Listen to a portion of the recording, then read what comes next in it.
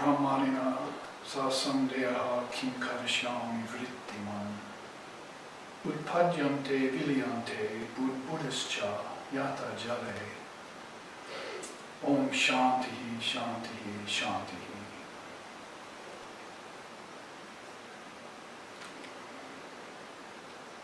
Since ignorance is unreal, then how can it cause any real doubt? Therefore, what should the seer and the yogi do with his mind and its thought projections? He should let them rise naturally, then dissolve them all back into the ocean of consciousness, into Brahman. Om peace, peace, peace.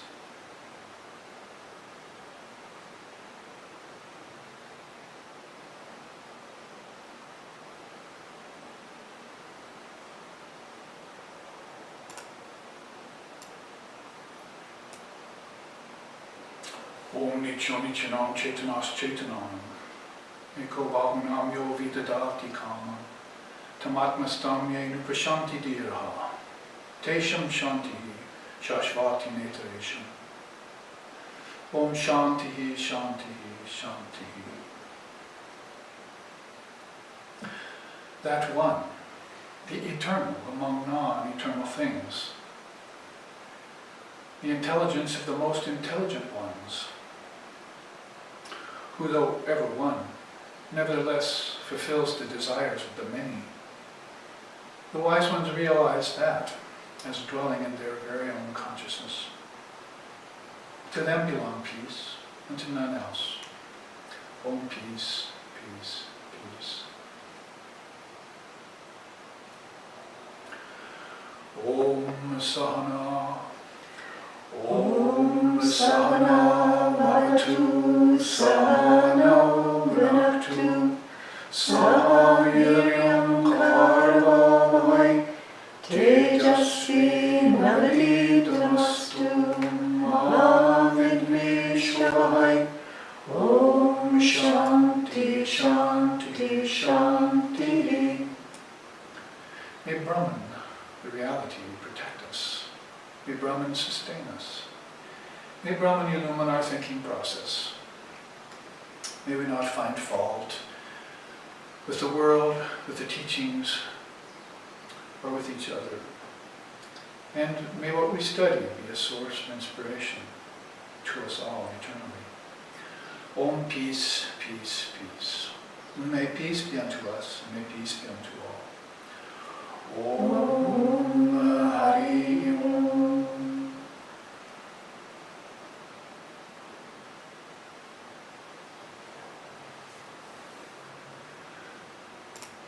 We welcome you all here to the SRV precincts. That is the atmosphere of the Dharma, which, though hidden behind the scenes of everyday life, is nevertheless kept prevalent by the minds of the seers, the yogis, the saints, the sages, and all luminaries and Dharma preceptors, acharyas, gurus, roshis, tulkus, lamas, everyone who's behind this Eastern Dharma and knows it to be the final solution to all the problems of life. Strangely enough, not that many people are interested in it, or once they hear it, adhere to it. So we find ourselves ever in the minority of things. People running around looking for solutions outwardly to problems that originate inwardly. That is, as I just chanted, what should the seer do with his mind and its projections? Because the illumined have brains and minds and have projections too. Their projections just happen to be very sattvic. You know what I mean by that word, very balanced and even. And they know how to then allow just certain thoughts to rise. And the rest they've truncated, they've culled, neutralized those karmas that are unworthy and ignoble. And they're only just letting these certain sankalpas rise. Nevertheless, these are projections. Nothing is real in the realm of Maya. Ultimately, only Brahman is real. So they let these rise naturally in their minds, because that's the way the mind, if you own one, and you do if you're embodied, operates. And then the difference between them and most other people with these Dharma teachings and with their meditations and with other acts of yoga, they're able to dissolve all of these projections at the end of the day. So they wake up the next morning, let's say, with a clean slate. It would be nice to do that when you wake up to this life when you're born. As a young baby, you have that clean slate. Most babies, you're holding the hand, so they seem very innocent and naive. You never know what's in there. A doctor, a lawyer, an axe murderer, an illumined soul, a troublemaker, a do-gooder, a fire-darting reformer. There's all sorts of beings that are out there who are taking forms. And when you take a form, it's usually because of some desire. We'll look at that today on the two charts that have to do with form. So the name of this class is Formlessness and Form, basically. Those are the two, maybe highest of all dualities. If there's anything higher than considering form and formlessness, it would be bondage and liberation. Those are very subtle dualities, not the kind of dualities that Krishna mentions in the Gita, for instance, which he calls dvandva mohena. Mohena, moha means to be deluded. So there's these certain sets of dualities that will delude the mind, and people are entertaining these all the time. Good and bad, virtue and vice, pleasure and pain, life and death, which is a little bit higher consideration if you are to think about it. Life, death, and rebirth, for instance. But those dualities, especially probably happiness and sorrow, are the main duality on the mind of most people. They want to have more of one and less of the other. And when you do succeed in that, it's called heaven, by the way. You go to a heavenly place after you pass. Your consciousness shifts, like it does tonight in dream and deep sleep. It just naturally shifts away from the body. The thing that's different between dreaming and death is that you've cut the cord to the body. It's called the silver cord, sometimes they call it, or the silver thread. So at the time of death, you'll cut that and evacuate the body completely, if you're wise. Don't hang around the body as a ghost or a disembodied spirit. And then you will concentrate or focus more upon the realm that you're beholding inside of you.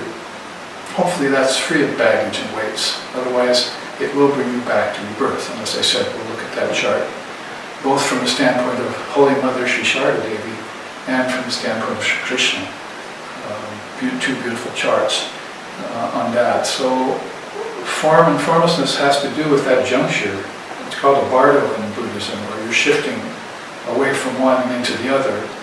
And if that were all to be known, there might be more masters of transmigration, we call it, transmigrating souls. We don't see many transmigration masters. Only people who have concentrated on it for 1400 years, say, like the Tibetan Buddhists, as a teaching, as a Dharma teaching. One of them are masters of that, or trying to be masters of that, or past masters of that. The rest of us are considering it, or entertaining it, maybe believe in it, and still trying to have the experiences of it, which meditation helps you to do. You actually can die to the ego in meditation, just like you do in deep sleep tonight. In deep sleep, you haven't done it consciously, but in meditation, you can do it consciously, and therefore know that there's such a thing as a formlessness. So I said not quite enough to know that there's form with a small s, a small f, and formlessness with a capital F. There's also beyond that, formlessness with a capital F. And that's, of course, Atman, Brahman, Buddha nature, Tathagata, Pragyapara, Samadhi, Nirvana, Satori. It's that most ultimate of all states, which is really the only true and real state that consciousness ever gets into. Otherwise it shifts, and that's limiting itself when it shifts. Limits itself to the Trinity, limits itself to gods and goddesses, limits itself to the ancestors, limits itself to human bodies, and Krishna says to lower birth still. Limit itself to lower birth still, subhuman. So in that case, although it's wandering away from its true nature, it's having experiences in form. So part of the series of classes we're into right now, this being the second one, the first was last week, has to do with form.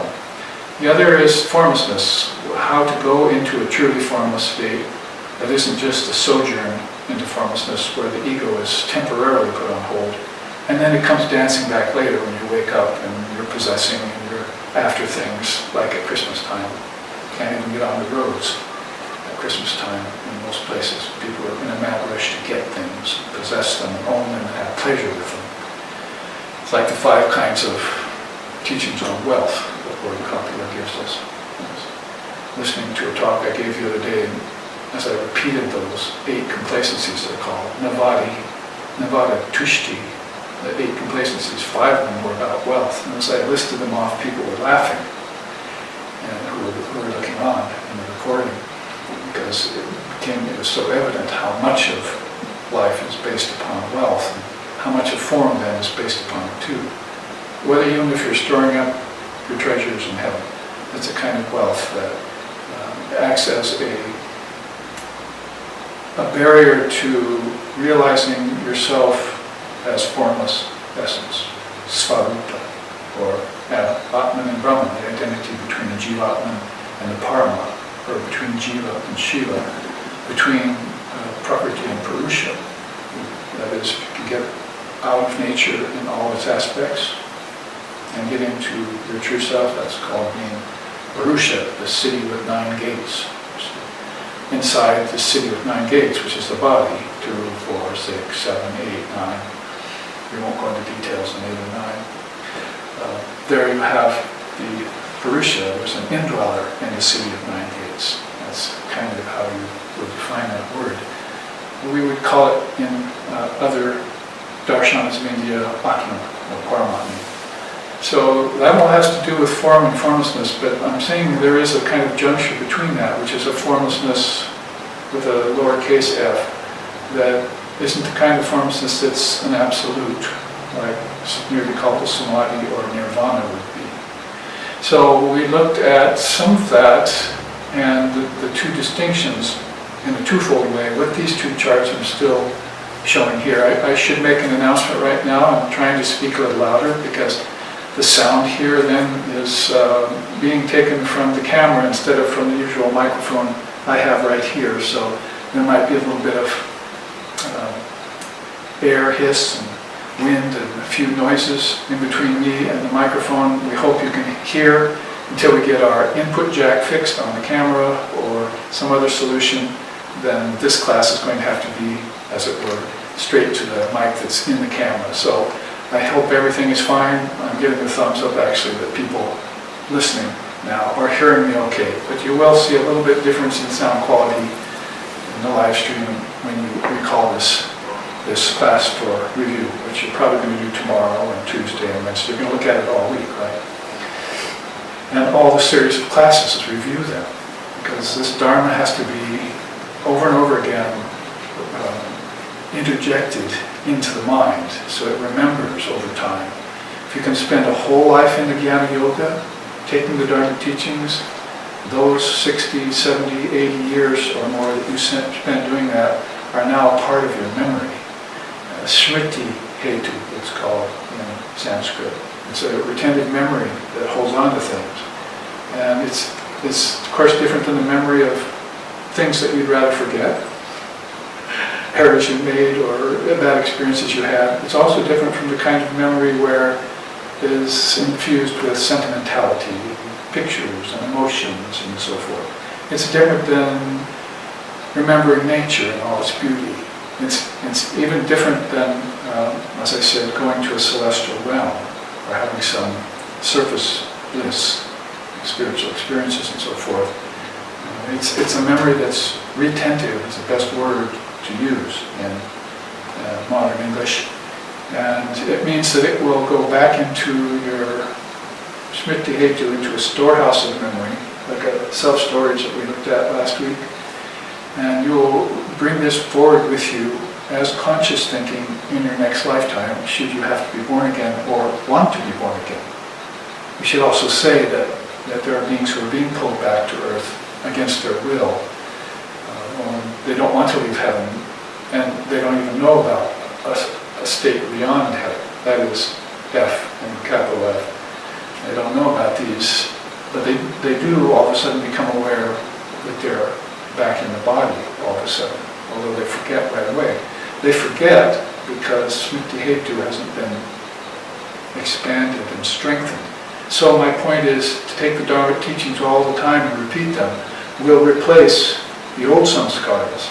Remember, we were just chanting, what does the yogi do with these thoughts that arise? Well, in most people, these thoughts are coming from samskaras, complexes of thinking that they had in previous lifetimes, and those are going to be common to most people. And they're going to be fused and supported by 12 links according to Buddhism.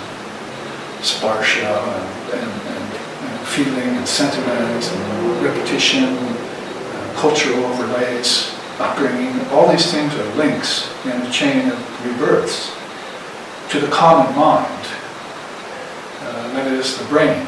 People that don't even know the difference between the brain and the mind yet. But when the mind comes into the picture, which is this kingdom of heaven within you, the mind and all that it knows, because it knows all knowledge. Unfortunately, some of that's mixed knowledge and some of it's false knowledge, mithya gyan, they call it in Sanskrit. So bad mixture is a problem. But back to what I was saying, with those people who have strengthened their memory by filling their minds with teachings, service to God as mankind, study of scriptures, meditation on the formless reality, the four yogas basically, the new religion of the sage, Vivekananda called it, the four yogas. They will have a very expanded and resilient mind, memory, and they'll bring that back to them in bursts that they take consciously. So knowing that then, it segues nicely into these two charts. And we took this one completely. We showed the difference between saguna and nirguna. And that is the realm of formlessness and the realm of form. We saw that the realm of form was divided into several lokas, you might say, or akashas, might be a better word. And they all have to do with our own consciousness. Who would have thunk, as they say, that the study of consciousness is as simple as saying waking, dreaming, and deep sleep. Because where else does our mind go? It either goes into physical space or it goes into outer space. Both of those are external. So where else does the mind go? It goes into dreaming. It goes to deep sleep. And it has very blissful spiritual experiences if you practice, if you're a practitioner instead of a pretender, or a faddist, or a spiritual groupie, with those kinds of things. If the sincere authenticity is there, then your mind is going inward, there's no doubt about it. And nobody can deny that they have dreams, and that they go into dreamless sleep. They just don't study those very seriously. Not even in Western psychology. But in yoga psychology, they study them not as if they're just figments of your imagination, but they're actually locations in which your mind's consciousness is visiting. They just don't seem as prevalent and as real as this. Because when consciousness is connected to the five senses and the objects outwardly, that's tactile. It's substantial. But we know that underneath the substantialness of air, earth, fire, water, and ether are atomic particles. They're shifting at a billionth of a second. So how real can they be? Doesn't it rather sound like Jesus saying, don't build your house on shifting sand, like particles that are always giving way under your feet. Build it on the bedrock of the spirit, which is your Atman, your true self, the spirit, the Almighty Father, Brahman, Buddha nature, however you want to say it. So we see that in the realm of form then there are many different ethers, akashas, to behold and to experience. This is what Holy Mother said. And remember we had that quote last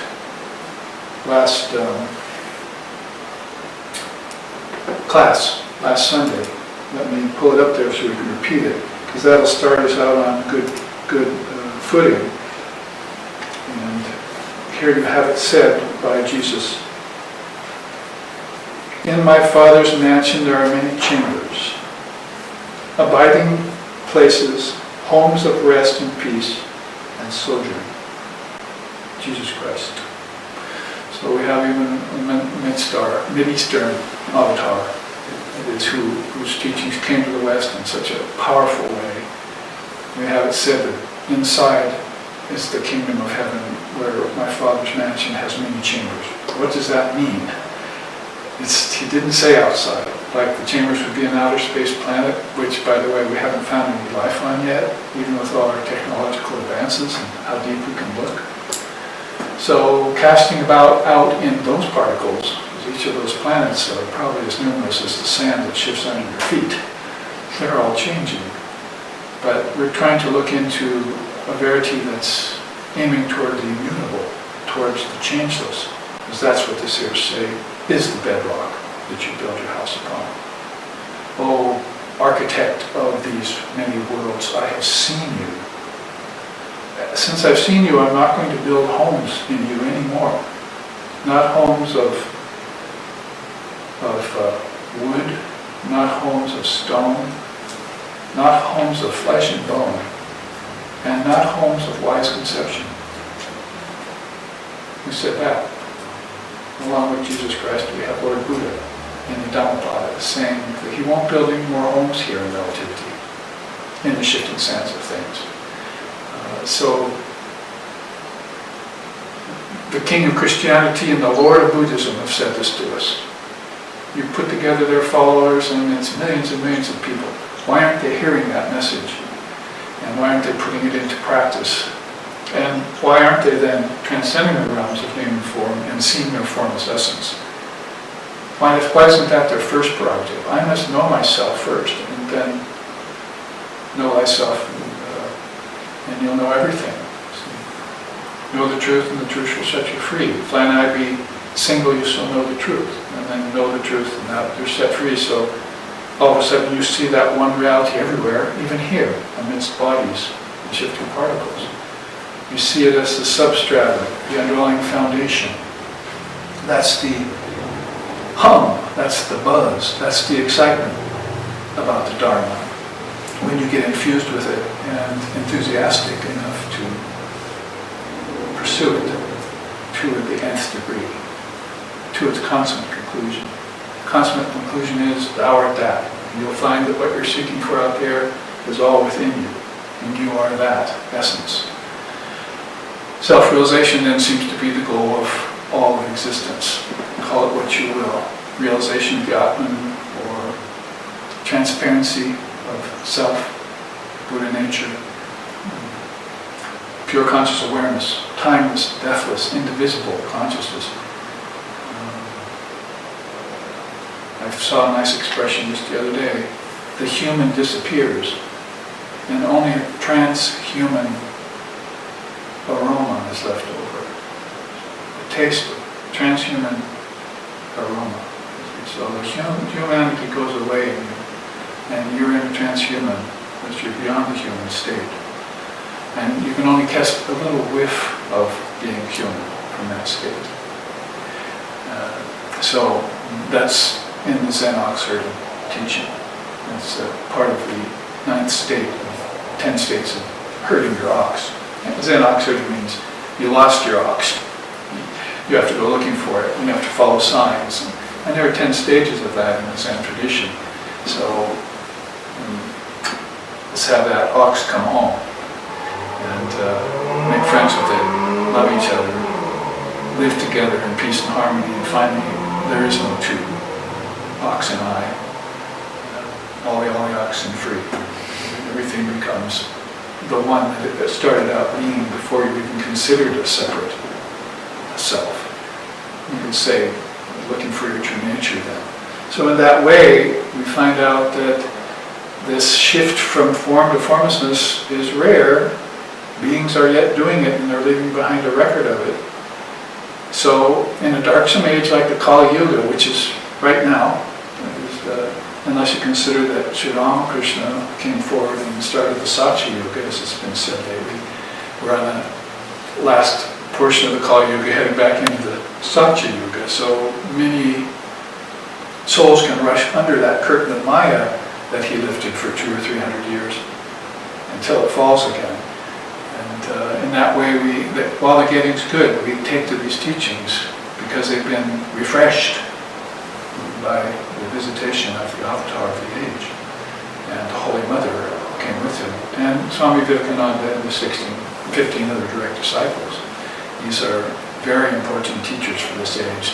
The most serious, the deepest, the most profound, and no nonsense around their spirituality. It's the authentic item. So, self-storage then is about this retentive memory that will hold you in good stead as you sojourn until you decide to give up sojourn. I will sojourn no longer. It means I will not build any more homes of wood, stone, flesh and bone, or wise conception. Because in these higher realms you don't have a physical body. You have consciousness and you have 5 subtle senses and you have 5 subtle elements. So everything is just as it were here, only without any tactile solidity or liquidity or luminosity. It's all now shifted to another level of that, where air, earth, fire, water, and ether are subtle elements out of which these came. And tasting, touching, hearing, seeing, and smelling are subtle senses out of which these 5, or these 9, if you want to put it that way, proceeded. So now you have an inner world, the kingdom of heaven within, and it's visiting different chambers of the gods of the Lord's mansion. And still having experiences, you see, in form. So form stretches for a long ways, as we saw in this chart. And that's based on the fact that, as we were looking at this last week, causal realm, subtle realm, and gross worlds, those are called the 3 worlds. Now, if you remember, we went through most of that. We've actually taken most of this chart already, so a brief mention of it can suffice. We can go on to these teachings about embodiment.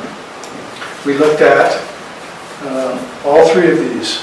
The gross worlds called Stula Jagat, the subtle worlds called Sukshma Jagat, and the Karna Jagat, the causal realm. Remember, I was just saying that in each of these you have, these first 2, you have 10 senses. That is 5 senses and 5 elements in each.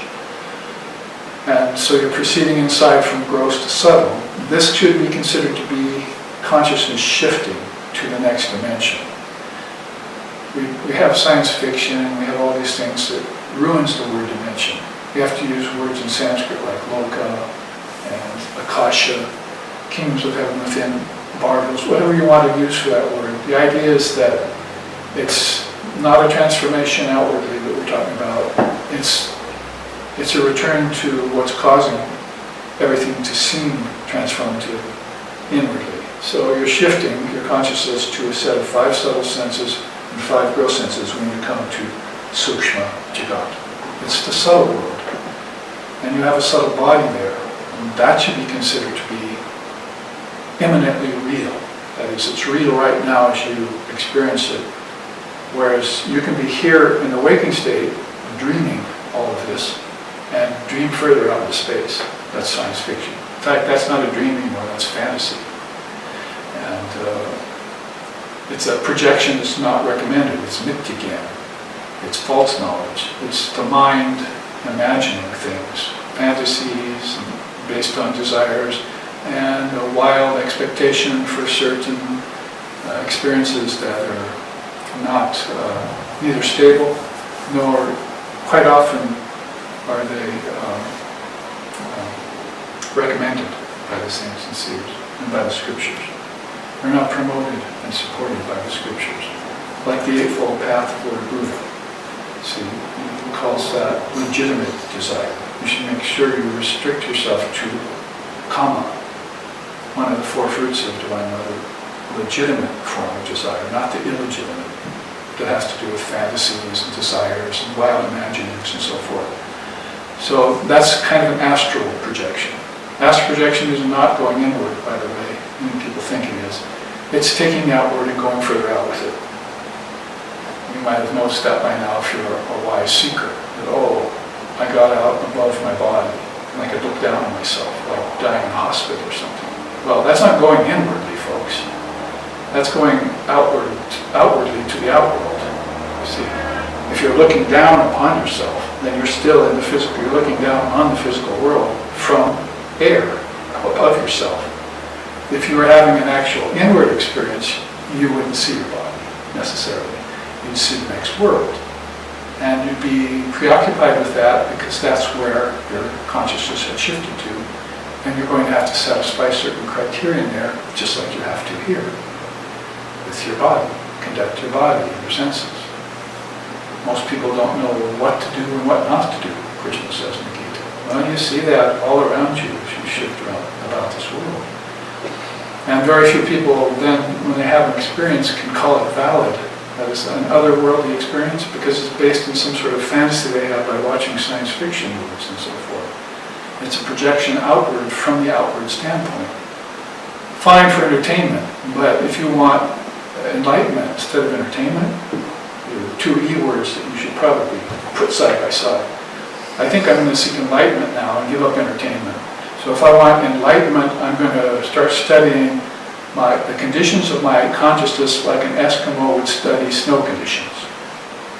Like Sixon said that. So if you want inner experiences that are valid and really reflective of your true nature leading towards enlightenment, you study your consciousness in reflection, in contemplation, and in meditation as an Eskimo would study snow conditions every day because his life depends on it. Got to know when things shift, when food's around, when extreme cold is coming, or when the ice caps are going to melt and so forth. I mean the icebergs, really.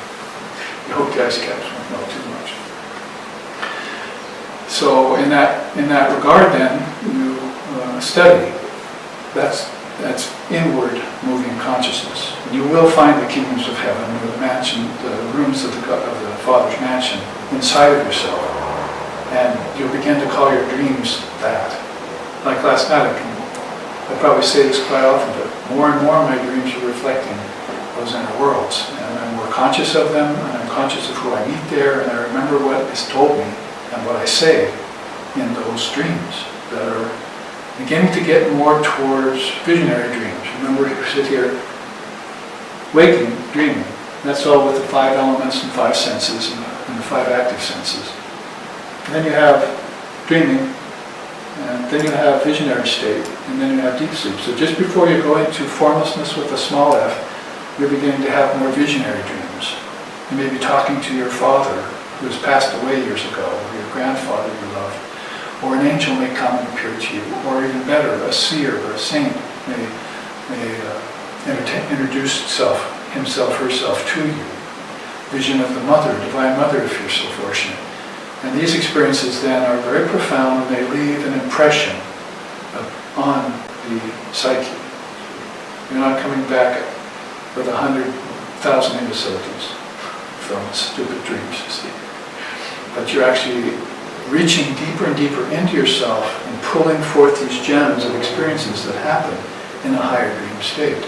As I'm saying for the 3rd time now, this should be considered as the place to sojourn. This should be considered as more real than what you're experiencing out here. It's actually equal to what's being experienced out here, but in the way I'm speaking of it right now, it's more valid to you as a spiritual practitioner to render your dreams lucid. That's the common jargon they're using right now. I'm not saying that because I want to have more experiences in dream, because in Vedanta we know that from dreams awake, from dreams awake, from bonds be free. Know the truth. Thou art he, thou art she. As my teacher Swami Sheshnanaji Maharaj, peace is upon him, has said many times. So in terms of shifting from form to formlessness, it's a crucial juncture that you must make. To know that your dreams are in these worlds inside. And you're just not seeing very many of them, and you're restricted to that site randomly and very seldom. So that's what we're saying about the Sukshma Jagat. Now we're saying about causal worlds or Karna Jagat. You see, it's where the seeds to all of this. These 3 bits of knowledge are very important to you. When you're waking, you're in the Annamaya Kosha, your physical body, And you're seeing all objects as physical forms, i.e. matter. That's the world of matter. Pur loka is how they would describe that. If you're looking at 7 worlds spread out between these 3. Now, if you're in the dream state, then you're operating in the pranamaya kosha, the manomaya kosha, and the vijnanamaya kosha. So that's the energy body. Remember, it's the inner energy, vital energy, prana, not just the outer energy that you see out here in the form of wind and sun and movement, but the psychic energy more towards that. And the manomaya kosha, which is the mind proper, and the intellect. Hopefully that intellect has been wiped clean of traces of unripe ego. Because if the ego gets a hold of the intellect, then all knowledge belongs to the ego, and we know how that goes.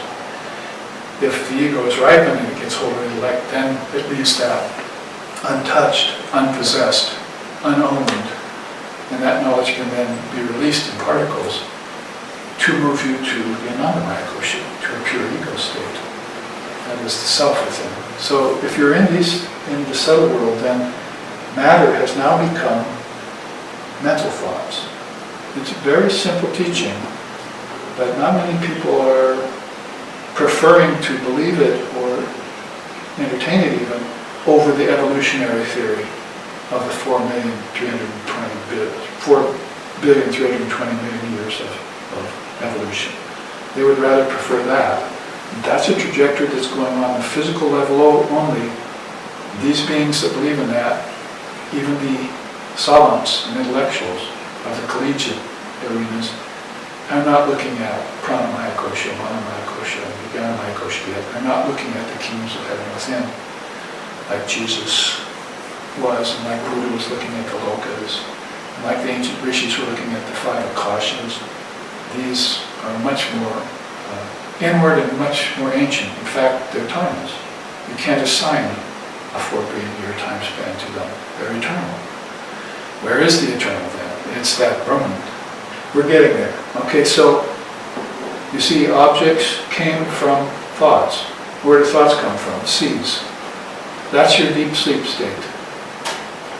I don't know how many times we've reiterated this and how many times we have to say it, but this is one of those Dharma teachings that has to be jammed home into the mind so it will think about this in its deepest meditations and in its scriptural contemplations and in its daily reflections as you move about the world and see air, earth, fire, water, and ether in its various permutations. When you look at that, so I say, oh, look how beautiful it is. It's a nice day. It's not a nice day, but whatever. You're looking at saying, oh, I see, that's the outer manifestation of my own thoughts. And then if I think deeper, oh, I see, those thoughts came from seeds. If you look at it deeper, oh, there I am. You see, I found myself. Oh, I better not look at that too closely. I better go back to seeds and then back to thoughts. And then back to matter. It's basically just coming out of deep sleep to dream back to waking. But now you've done it all on the waking state, as it were. That is, your mind has rendered A, U, and M into one word, and is taking all 3 teachings and is considering them as a whole. In the beginning was the Word was God, and the Word was God. Isn't that 3 things? So it's taking A, U, and M, the Word, and it's connecting them all. And then the Word was God, finding the Word that is the seed of all things, is found back in the ocean of indivisible consciousness. And doesn't it just mirror what happened here? Didn't we crawl out of the ocean in some sort of seed form?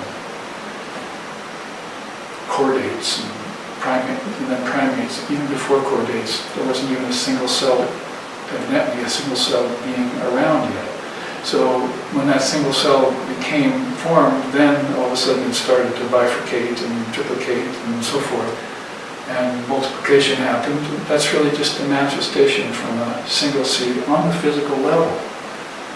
All without knowing that that seed on the physical level came from this drawer. You see? It came from the subtle worlds and worked its way into the gross worlds. And then when you take the gross and subtle and put them together, you're back to a primal seed, not just a physical seed, like a one-cell entity, but a primal seed. And you'll find out that that's not going through transformation like the physical seed is for hundreds and thousands of years. It's remaining in its own pure state, and it's untouched. How to understand that? You can destroy the clay cup, but you can't destroy the thought, clay cup. That's how Swami Vivekananda put it. You can destroy any of these things here, evidently, but the thought of them you can't destroy. And you might say it only gets destroyed or rendered inoperable, would be a nice way to put it, if you can get to the seed state and burn the seeds. How is that said? Strew paddy around before the rain season, that is rice seed, come back after rainy season, a huge growth. Burn those paddy seeds, then strew them around, that is subject them to a little heat in a frying pan, then strew them around, come back after the rainy season, nothing. So you can burn the potential of those seeds to sprout bodies. That's called an enlightened person that do that. So they come back by choice, not because of being subject to the propagation power of some seed in them that they can't control. And they're the master of the garden. They're past masters, so they can use the seeds to their own advantage and to the benefit of all beings. So a quick run through these three drawers. I'm calling this subtitled The Secret of Spiritual Self-Storage. Last week I was saying you're going along the freeway and you see self-storage, rental. So all of those things are in your mind, right? I mean, they're in your mind as you go by. Oh, I own a locker there. So what's in there? I forgot. So even this is the outward of the outward. But if you take it as a metaphor, then you say that as I go through life, what have I got in my storage locker that brought me here, produced my body, gave me my appetites, gave me my desires, gave me my fears, gave me my doubts. And how can I burn those? How can I clean out that locker? Maybe once and for all, and not take form again. So something that is even less desirable than kings of heaven within you. Heaven. That is, people don't entertain it as a meditation. They just accept it as something that Christ said. Even something less desirable than that would be formlessness. And that's what we're going to at the second half of this class. I hope to get there. But I want to reiterate this. We read James Cheen's beautiful sayings about nature beginning to look more like a seed than a machine. Remember that last week? Scientists, biologists, and so forth look at it. It looks like a machine that just produces canyons and mountains and skies and clouds and rivers and oceans over and over again, constantly. It looks like a machine just going on there in an insentient way. Seems to have some sort of sentiency, so they can't explain that. You see. They won't go there. It's not their atmosphere, it's not their territory. So they stay just to what they can see, taste, touch, hear, and smell, the five elements. But a few of them look at it and say, well, we've looked at it long enough now, and it's just repetition. It's like saying it's just all Maya for us. So what conclusion we come to? Actually, we think maybe it came from our own thoughts. That air, earth, fire, water, and ether were thunk by us. See? The tasting, touching, hearing, smelling, and seeing had to be thought first so that the five elements could be enjoyed by the senses. But what enjoys the senses in their enjoyment? See? The indriyas, the little gods, called the five senses, are called little gods. They're enjoying things. The eyes fall on things, the tongue tastes things, the nose smells things. So you connect the five senses then back to the mind. The connecting power would be prana. We've had classes on this. Mana prana sambandha, I think it was called. You see how we have to use the prana to connect everything to the luminous mind. So, in that case then, we can see the possible efficacy of tasting our formless nature, not with the tongue, and probably not with even our subtle tongue in dream tonight. We're going to have to develop a subtler taste, a taste for seeds, the scent of seeds, the sight of seeds, hearing the seeds like Om would be the ultimate seed, wouldn't it? Out of which all our seeds came was this great, fertile, eternally fertile seed, the unstruck sound, we call it. So, in the beginning was the Word. So we're tracing ourselves that far back when we develop a set of, you might say, causal senses. And this is what the Oxfordian teaching meant by beyond the human is the transhuman scent, or the transhuman taste, the transhuman aroma. There's just a semblance of the ego there, like Sri Krishna in Samadhi, looking around. He comes out of Samadhi, he sees everything, including his wife and his disciples. And he says, "Who are these people, Mother? Why have you brought me here?" Well, obviously he's been inside having these experiences that are not open to most beings. And when he comes back and takes on that transhuman flavor, a little bit of a semblance, then there's enough of him there to see the realm of air, ether, fire, water, earth, and the bodies that are there, occupying it, looking at it, waiting for some words. "Why have you brought me here, Mother? And why are these beings here looking at me?" So we could tell that he's just completely, in a good way, out of his mind. And then he's using the mind as a vehicle. So he's been up and down this 3 drawers, you see, and probably beyond it into the Mahashakti, and experienced the light of Brahman and come back. It's that unique. A man has come among us who has died and been born many times. They used to say that about Krishna when he was living. So you could say these, come back to these 3 levels of consciousness and beyond again. So that was his experience all the time in his later years, having those kinds of different samadhis all the time. He's an amazing study in that way. So having the sense of formlessness would be like the songs he used to listen to.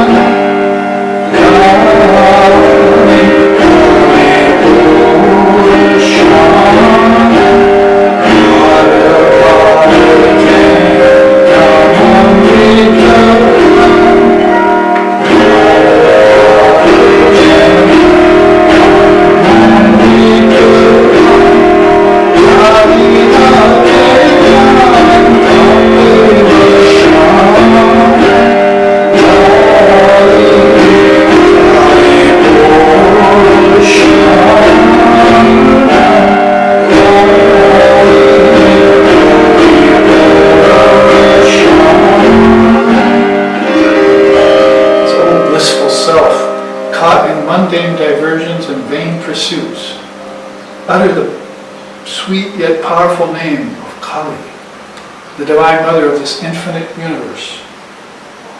You see her dancing there on this chest of 3 drawers. Grasp the non-dual knowledge of her wisdom feet with the strength of your subtle insight. That is a subtle insight that's even seen the seeds to all this. Then meditate deeply upon her all-encompassing, all-pervasive presence. At the time and at that auspicious moment when the desire for liberation arises within you, imbibe the nectar of Kali's timeless awareness and taste your immortality. So, beautiful song Prasad sings in Bengali.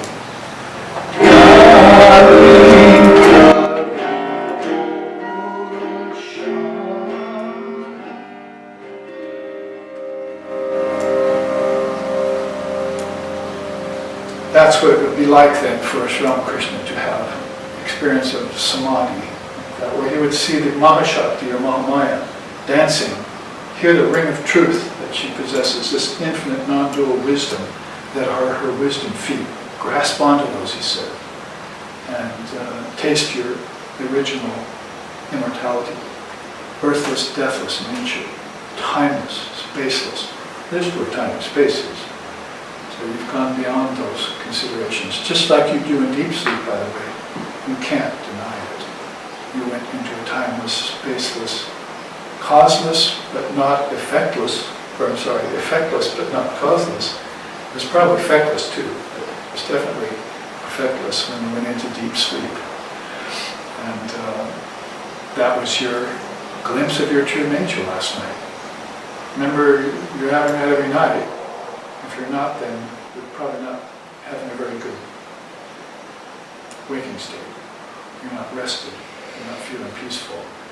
Because for most people, meditation on death, meditation itself, conscious deep sleep, are not options open to them.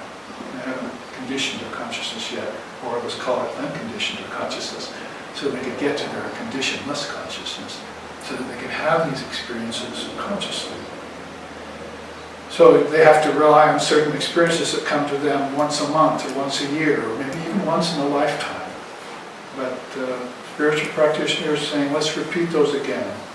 We're having enough repetition of all of these experiences out here, aren't we? Eating, sleeping, and so forth. Various experiences in nature and so forth. Let's have some repetition of those experiences that are so rare. And it will convince us more of our true formless nature. So getting on to formlessness, it was what we're going to be doing. But first, and since we're talking about form early on, let's look at Holy Mother's way of talking about that, so that we know that there is a basic movement towards formlessness by certain adept conscious practitioners. And so we call up this wonderful teaching of Holy Mother because she said enough great things about the process of embodiment, which we could call transmigration. Remember I said last week that I'll be giving a class next year, which is soon, called transgression, transmigration, transformation, and transcendence. Oh, and add in transparency to it again. Because transparency is a good thing. So you're only having that very semblance of an ego that's the transhuman experience. See? So that's the idea. If there are different levels of consciousness, then let's put it in terms of these 5 T's that we'll be showing and talking about.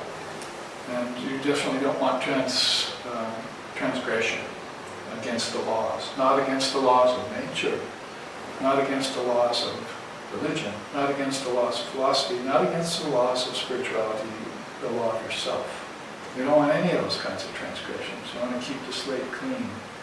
And therefore, as Shankara said, keep the mirror of your mind wiped clean, so that you can see the best version of reality day to day. Because they ask him, why do you still meditate? Why do you still speak about the scriptures? Why do you still worship the Buddha? He says, well, because those things keep the mind wiped clean. So it's obviously he's stating the mind is different than the Atman, the true self. The mind is a mechanism. And this is what the mind will, the 3 drawers are the mind. You see, the 3 levels of mind. And so that's where self-storage is happening, and that's where seeds are. But when you burn the seeds, then you can get to the place Shankara was at, when he could make a statement like that. I just want to keep the mind wiped clean. So he's saying pretty much what I chanted at the beginning. Pramadina asandeha kim karishyami vrittiman utpadyante viliyante buddhischa yatta jale. Jale is water. Buddhist even sounds like bubbles. So everything's rising like bubbles. Thoughts are rising like bubbles out of the mind, based on self-storage. You're recalling things that happened to you at another level of your consciousness in another lifetime. And the difference between you and the seer is when he sees those bubbles rise, he says, ha, empty. My bubble's empty. And you're saying, oh, more bubbles. Let's turn that into champagne. So you're like enjoying the bubbles. It's a bubble bath for you. But the seer's going, I don't want to get tickled. And I don't want to get inebriated with cheap wine or elixirs. I want to keep myself free. Somebody wrote yesterday, said, beautiful teachings you did on Buddhism and Bardo. It was on the YouTube or something. And then afterwards he says, don't you think that psychedelics and things are really helping us to uncover ourselves? I had to think, no, they're not at all. Pure conscious awareness cannot be experienced through inebriation from substances in matter. You're beyond matter. Yourself has its own store of bliss. What to speak of nature having bliss in marijuana seeds and the seeds of other things, poppy seeds and so forth. The self has its own bliss, that's called the ego. And then the Atman has its own capital B bliss. So you're truncating, you're leaving yourself short of both of those by keeping yourself bound into nature with inebriation in cheap substances. I don't drink any cheap wine, Ram Prasad sings in his song. Cheap intoxicants are not my thing. I want the bliss of pure conscious awareness that only Mother can give me if my mind is pure. Pure of all desires for cheap intoxicants. So those seeds are also in the mind.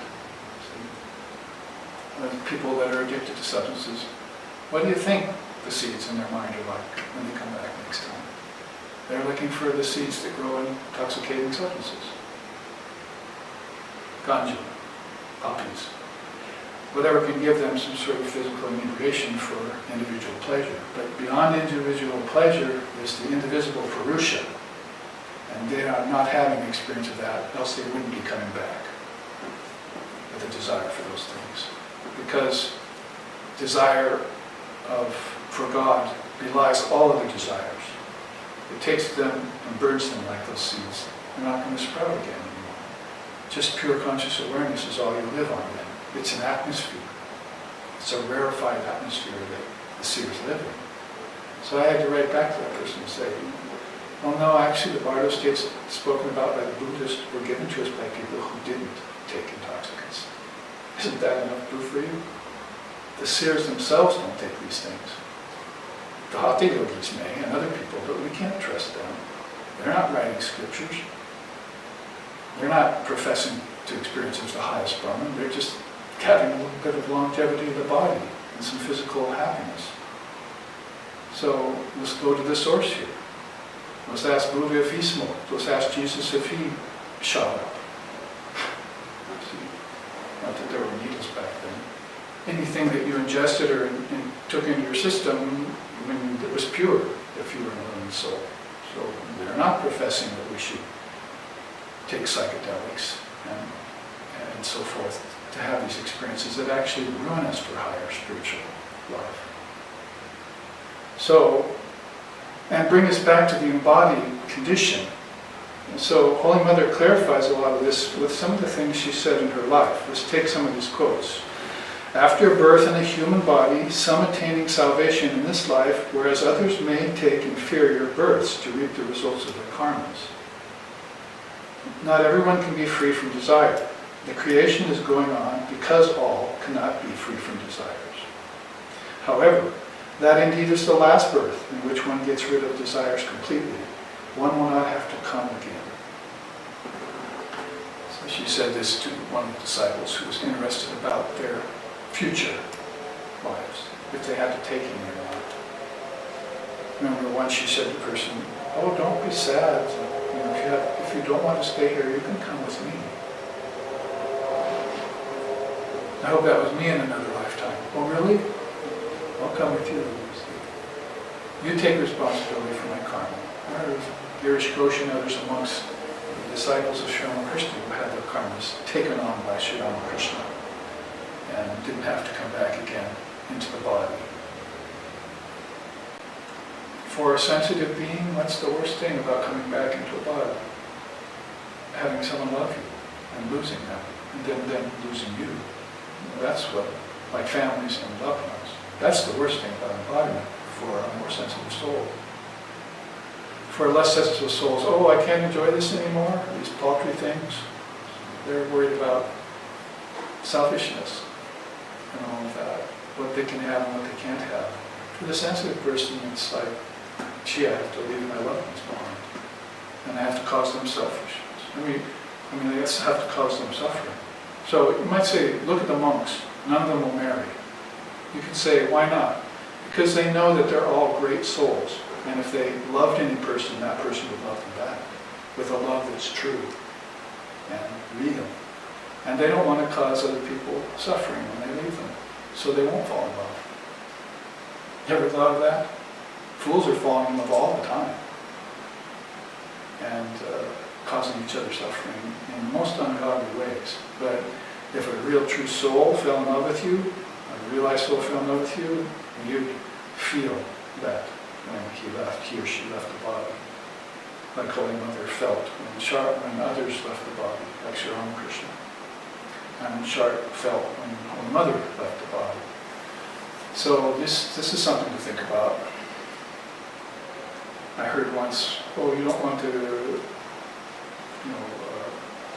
have company with the monks because they're selfish. When I was young, I heard that. And I grew up and I found out that was actually the opposite of the case. They were actually the truly unselfish ones because they weren't leading people astray.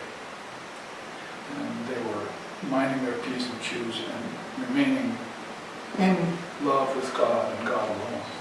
If that's the authentic form of monasticism, then that's what would be happening in those special circles. So she makes this pretty clear by some of her comments. She also says, many a time a man takes birth and passes again and again in a certain family due to his karma. Right away that tells us that souls are like kind of iron filings gathering around a certain magnet. So they are coming back in the same family quite often. You might want to consider that as happening to you. One should not blame God for this. Why? Because it was you that did it, not God. Why? Because God's not a doer. The ego's the doer. So you can't blame God for the things that happen to you. Well, my mother used to say that too. Oh, don't blame God for the good or the bad things that happen to you. That's not fair. Blame yourself. Or pat yourself on the back if you think good things are for your best good. So she says, everyone reaps the effects of their own individual actions. That's the inexorable law of karma, she said. And though one might have to take on a new body again, one does not necessarily lose spiritual consciousness if one retains one's karmic merits from previous births. So she's giving us three standpoints here, you see, basically. One, to come back again and again ignorantly. Two, not to come back at all. Get rid of your desires and be free. And three, building up some spiritual merit while you're living so that you may not have to come back again, or if you do come back again, you remember. What's the word again? Smriti hetu. You have a store of memory, self-storage memory, you see, of what you put into yourself back in that previous lifetime or lifetimes, and that's why you've brought it forward this time. The good, the indifferent, and the ugly. All of those. Hopefully more of one and less of the other. So you see here, she also puts it in terms of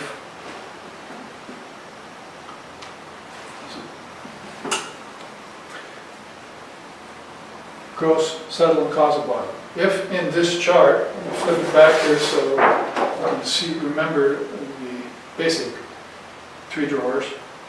There's the three drawers again, but she's telling you what's in the three drawers.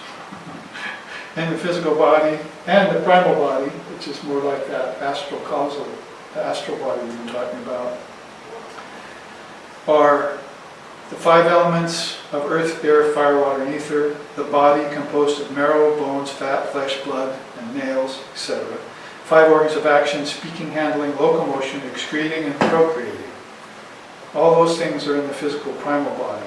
Her quote about it is, people with desires take their births again and again. Afterwards they go to other planes and experience pleasure and pain, and in course of time are born again in human form.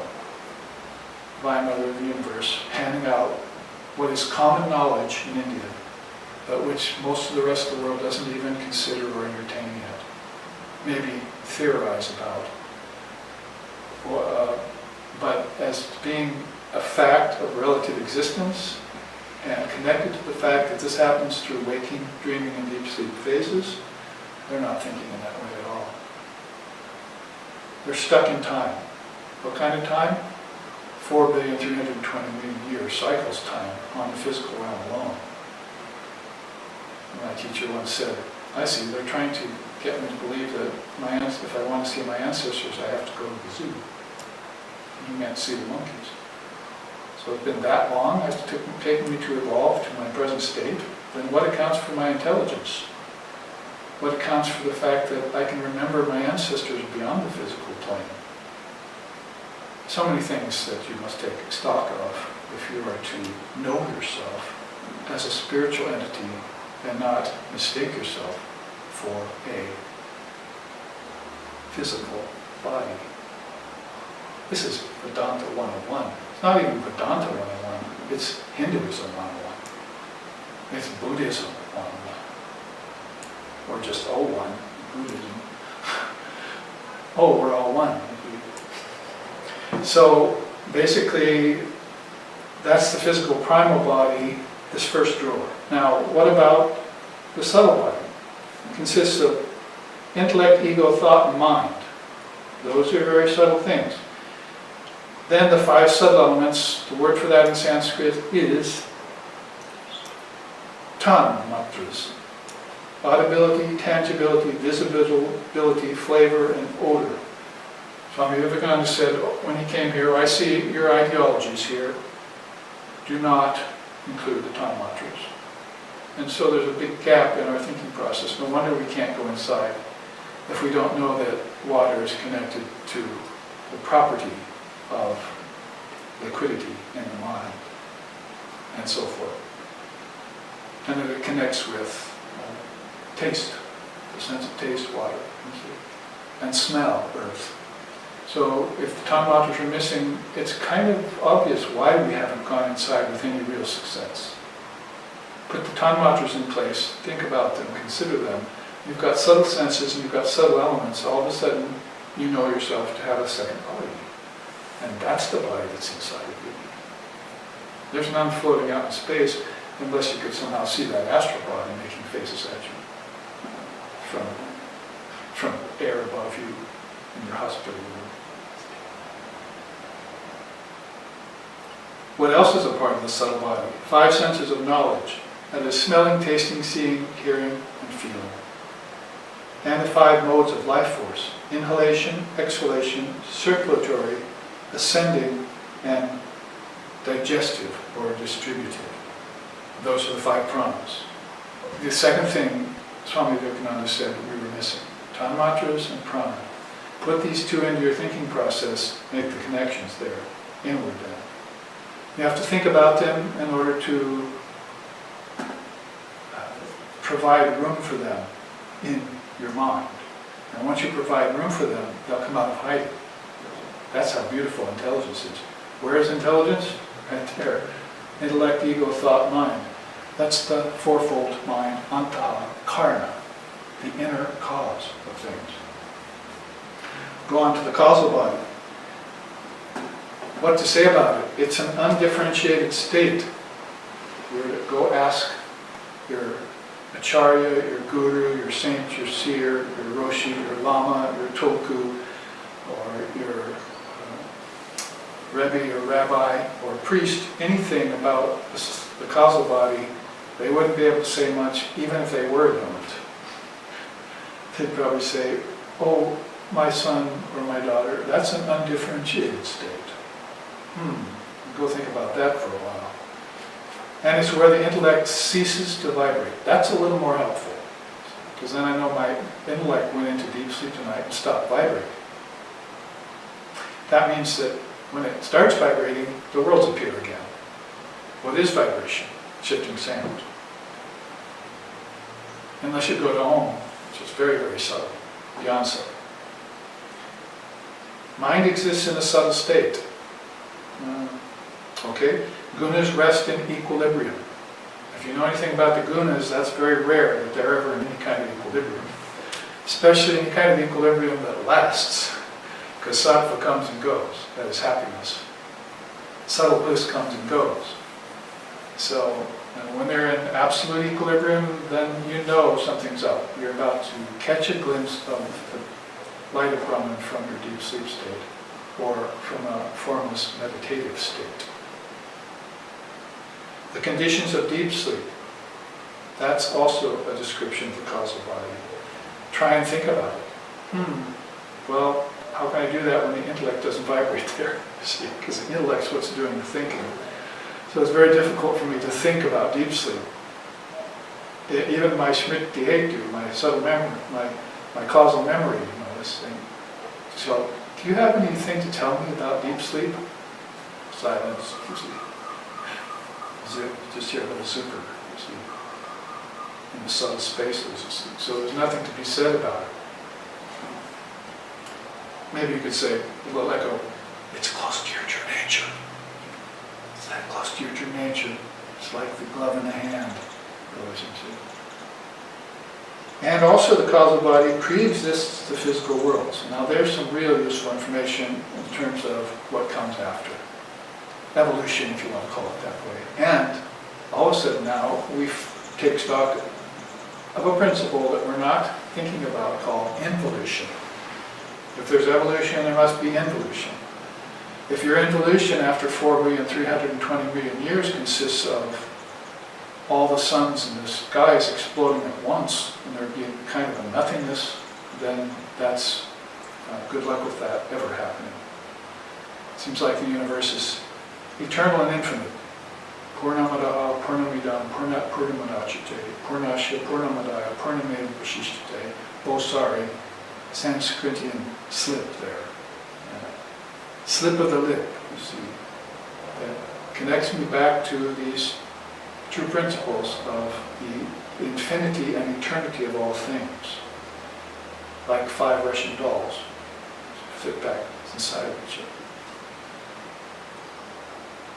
So that's very helpful to know that it pre-exists the physical world. That's a good way of putting it. And also the final, it is the cause of the gross and subtle bodies, which are here listed.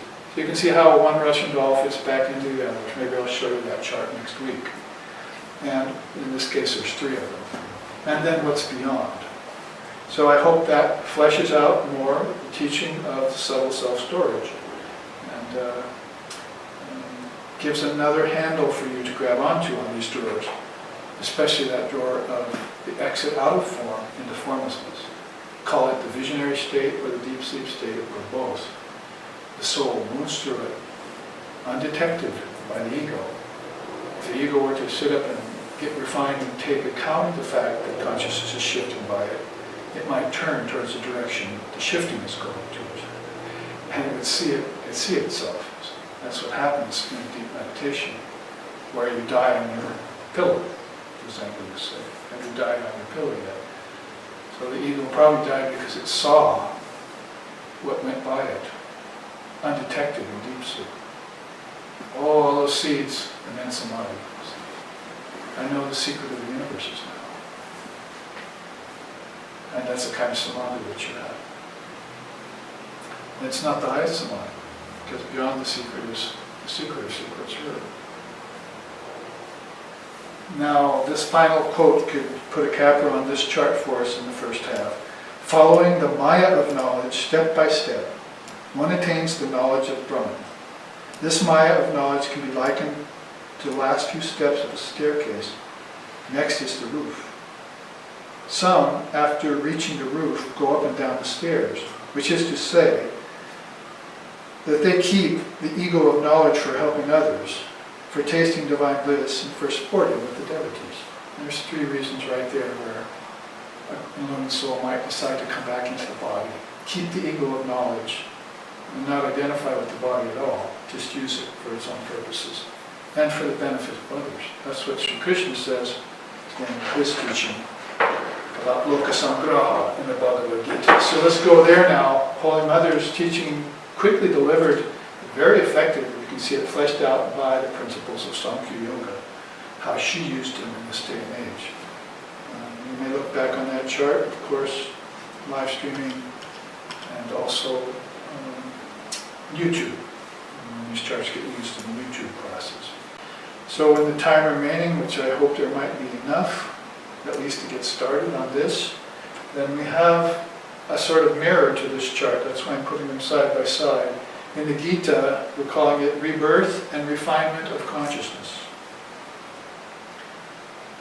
Just so that we know, as I said at the beginning of this first half of the second class, how rare a soul is who retains such knowledge and follows it up. Here's what he says about that. Among thousands of beings, scarcely one strives for perfection. And of those who strive and succeed, scarcely one knows me in truth. Well, I'm glad he didn't say millions or billions.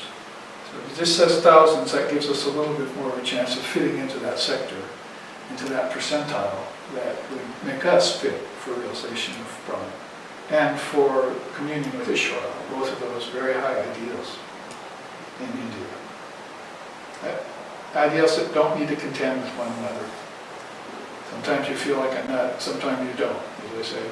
Sometimes you prefer form, sometimes you prefer formlessness. It doesn't mean that one necessarily X's out the other because you're an illumined soul and you have them. And so you can choose. So this is, like Sri Aurobindo said, coming up and down the amber stairs of birth and death. That's what he used for going into deep sleep, for going into formless meditation, and so forth. I come down the amber stairs, up and down the amber stairs of birth and death, much like the stairs she mentions here. Sri Krishna mentioned that quote. So that's Sri Krishna's quote in the Gita about the rarity of such a soul. But this is how it happens that one becomes such a rare soul.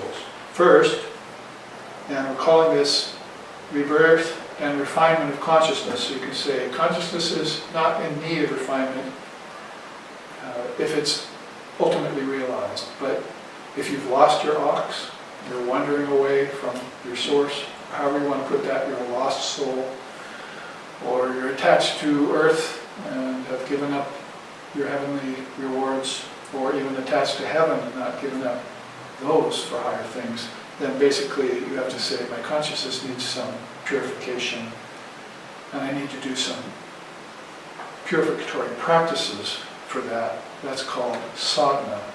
Call it becoming a sincere practitioner here in this day and age.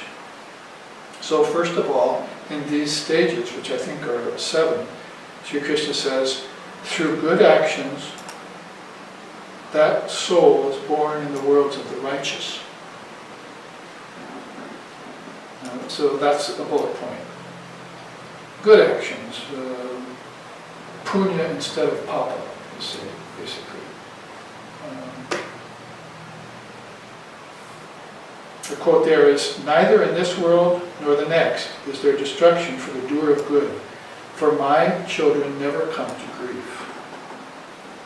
So that means you should be a lover of divine reality and in the form of one of these great beings like Sri Krishna. Actually, when we sing to a great soul like that, we would sing it something like this. Sri Krishna Vishnu Madhukaita Bhare Bhaktu Anukampam Bhagavan Murare Ayashyamam Keshavam Lokanatha Govinda Damodara Madhavedi Mandara Maevara Jami Ramam Madara Purita Renuram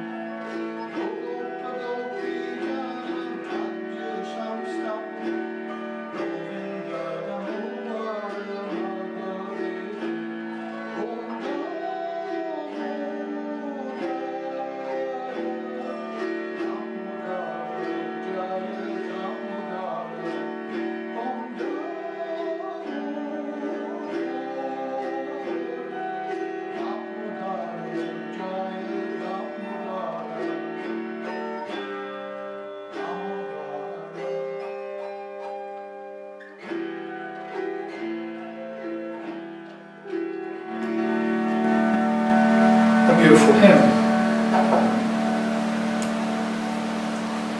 in which Sri Krishna states, behold Sri Krishna, that is this great soul that is pictured here in the form of Vishnu, out of which the avatars like Krishna came.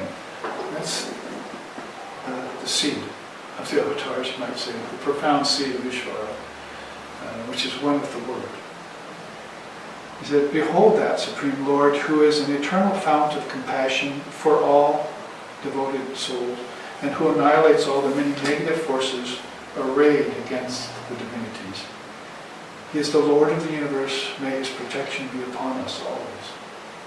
He thrills us with the ecstatic music from his enchanting flute, flowing from his divine lips set upon a face like a full-blown lotus flower. There at the foot of the wish-fulfilling tree he stands, granting boons, while the cowherd boys and girls circle around him and around his beauteous form. So he's the pillar in all of these great souls, who are rather rare, you might say, who have gone inside deep enough to behold Ishvara, which is one of the highest of all principles, sport with him eternally. Beautiful, beautiful songs have been written, not just about Vishnu and Krishna, but about other great luminaries around which the devotees gather from age to age, and in different religions too. Really all one, like Brahman is Ishvara, but all the many forms that are of the highest reckoning will come out of that one pillar and delight the devotees. Beautiful songs written about that verity. So there you have the first level of rebirth of consciousness, that is refinement of consciousness. If you had to be reborn again, then here's what you want. Through good actions you're born in the worlds of the righteous. What's higher than that? To be born in the house of the pure and prosperous. He says, quote out of the Gita, having attained the realms of the righteous and living there for countless years, one unable to reach perfection in yoga is born in the homes of the pure and the prosperous. So he calls that in other portions of the Gita, picking up the thread of your yoga. Doesn't that sound like self-storage again? So in your mind is a thread there that you see when you're born. Oh, I think I'll grab onto that. Oh, that led me to my path. Oh, there's my teacher. There's my Sangha. There's the Dharma. I remember all. I'm awake. I'm awake. Who can hide the truth? Who can hide a blazing fire in a cotton cloth? I'm free. I woke up one day and my ignorance is gone, gone, utterly gone. So that's how important the thread is to grab onto. Only the weak and the meek will say, that's the tiger of the tail, don't grab it. And the others will grab that. To him who loves death and hugs the form of misery, to him the mother comes, you see. So they're willing to give up the three bodies for that ultimate state of reality that is formless with a capital F. So all of this, these two charts, as we run down to the end of our first half here, are actually explaining or pointing to or inferring in no uncertain terms toward the formless, isn't it? Because embodiment, process of embodiment, what's that all for? Rebirth and refinement of consciousness, what's that all for? It's for experiencing your birthless, deathless, timeless, spaceless, causeless, effectless divine nature. So don't be feckless, be effectless. And realize the highest truth. And here we must go into our 15-minute break, take a little refreshment called sanctified food and water, prasad, and return in the second half to present more of the Dharma and finish up this chart on Sri Krishna's process in the Bhagavad Gita. Thank you for your kind attention.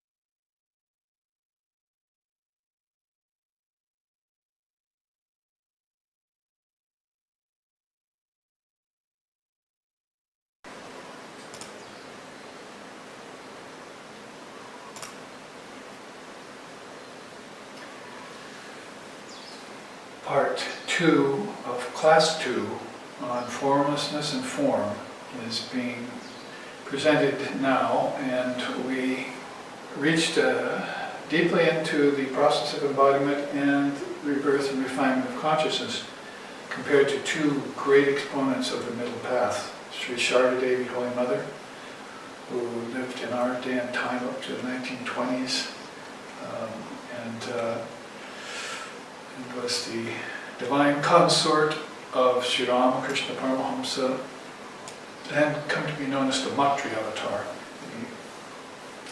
and also the Divine Mother of the Universe in a unique form, not just an extant consort of Krishna and Rama, like Radha and Sita were, but the Divine Mother, full manifestation of Kali, Saraswati, Lakshmi, all in one in this day and age, as was mentioned by Sri Ramakrishna himself.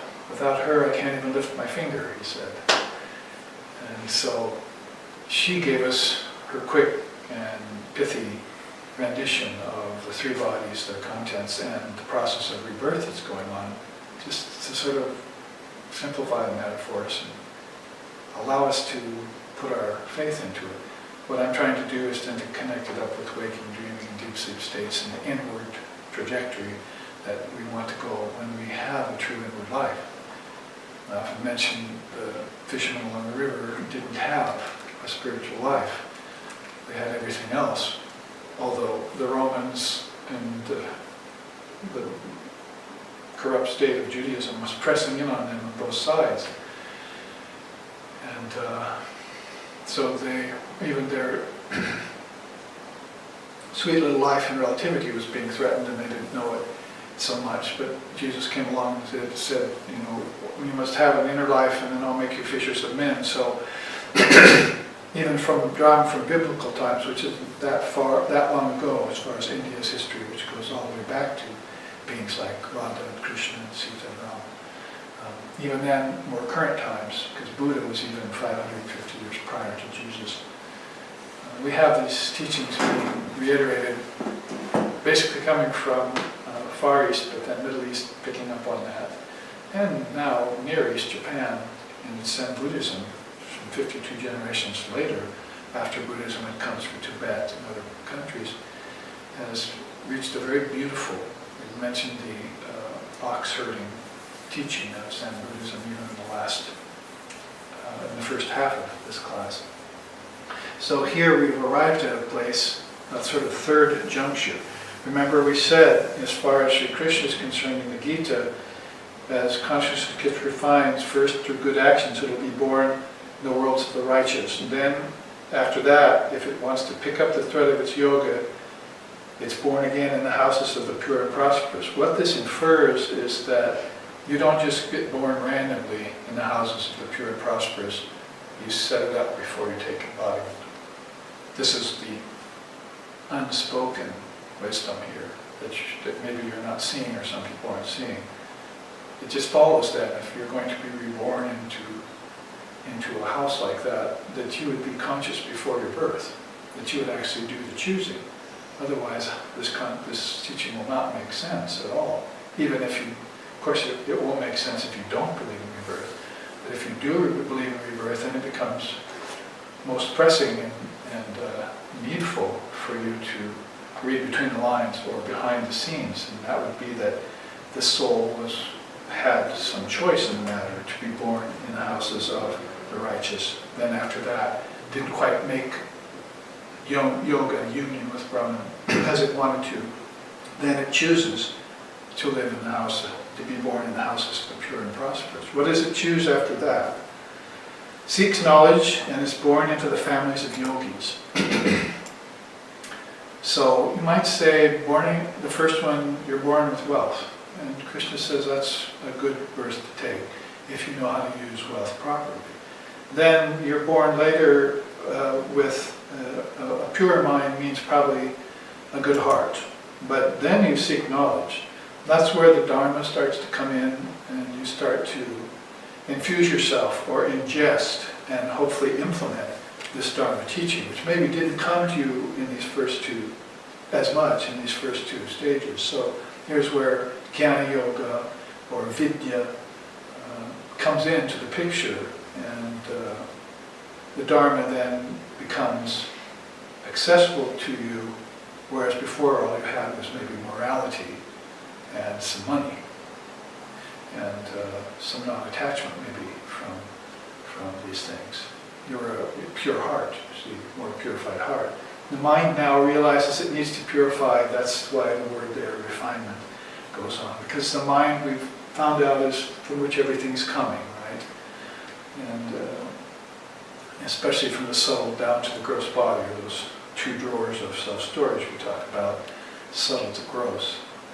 The soul will return from gross to subtle then, and then to causal, just like it's doing every night, from waking, dreaming, and deep sleep. It goes through all three of those levels every night, in most all cases. It's whether or not the consciousness is aware of that shifting or that movement. So then seeks knowledge. The quote there, or one is born into a family of wise yogis or rishis. A birth like this is difficult to attain in this world. Sapta rishi mandalike jnana yogi rishi vai is a quote right out of one of the contemporary songs written by Living Swami to Sri Ramakrishna Paramahamsa that we sing here in SRV. Sapta rishi mandalike, the mandala of 7 rishis, which preside over the 7 worlds. Jnana yogi rishivar, he's the yogi which is fused with jnana, and who teaches the rishis that knowledge from age to age. Make sure that they're well informed when they visit these various times and climes that millions of peoples are flocking to when they take bodies. Going on, strives for higher knowledge among spiritual seekers and adepts. So a birth that's difficult to obtain in this world all of a sudden turns into the success in seeking of knowledge, but then turns towards higher knowledge. Of course, it means deeper. In such a birth, quote, the soul retains knowledge of its previous birth and strives harder to attain perfection. And so in that way we find out that there are deeper and deeper levels of refinement even beyond knowledge. And Krishna actually says that in the Gita. Do not stop at knowledge, Arjuna. Make sure knowledge leads to truth. Otherwise, knowledge can actually become dangerous. We see that, of course, about secular knowledge, like discovering the atom and its explosive potential, and what we use that for then. You should say what they use that for, because I would have never done such a thing. But they use it for destructive purposes and for occult powers like domination over others and mastery of the physical worlds to gain certain resources. We see that all around, of course. That's also irrefutable and uncontestable. It's happening. So we want to make sure to have that birth where higher knowledge dawns on us, and that knowledge itself is impetus towards realization. Strives even harder to attain perfection. That is, to realize its true nature and bring the ox home. See, in the 9th and 10th level of ox herding teachings of Zen. Bring it right home and forget about it. You don't have a self anymore. Buddhism describes that in a very interesting way. First there's a self that's lost, and then there's a self that's found. And then there's a self that's non-existent. That's where transparency comes in. There's nothing to lose, you are that. So there's no two anymore. And the stage just before that's called blissful two-ness. So it really is pretty much suggestive of 10 levels of ox herding or 7 levels of refinement of consciousness are teachings that can go side by side with each other and relate to us the beautiful nature of blissful two-ness tending towards oneness. Like visionary state into deep sleep, it's all one now, but it's an individual one still, and I have to return to waking. But what if I went deeper and deeper, sought harder to attain perfection? I might bridge upon that line of apparent demarcation between the lower self and the higher self, or between the ox and its owner, and then become that. be that. Remember last week we talked about to be or not to be is not a good question, because there's no such thing as not to be. You always are. If you want to define not to be as forgetting, sure, I'll give it to you. But being is all there is. Becoming is a dream. So they transcend the levels of becoming, which all of these levels represent in different ways. And then to be and to always be. That's not a question anymore, that's a statement of truth. You can put it in 3 words. Tat tvamasi, that thou art. Or aham brahmasmi if you want 2 words. I am Brahman. This self is Brahman. So that's, of course, Advaita Vedanta. And the I and my Father are one, Indian style, if you want to say that. Now the next level, which we've gone 1, 2, 3, 4, 5 steps, 4 steps within, haven't we? And now we come to the 5th step, transcends rites and rituals and seeks after yoga. By former attainments, the soul is led on, and wishing to know of yoga, transcends religious rites, rituals, and those who perform them. So, the twice-born is a phrase that occurs to my mind. The Brahmin priests are twice-born, so they have a thread that they've given and so forth. It means that they've remembered their past lifetime, and they've risen to a high station. That is, a true Brahmin priest, like Sri Ramakrishna was, for instance, is different, of course, than the Brahmin priests that are not giving the teachings and are involved in commerce in the name of religion. That's not, of course, what we mean. And that happens in Christianity too, with priests that aren't illumined or moral anymore and so forth.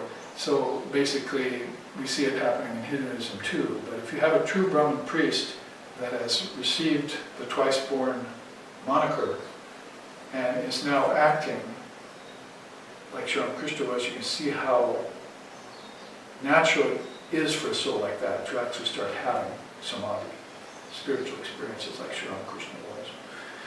And of course he was, behind his Brahmin priest veneer was the avatar,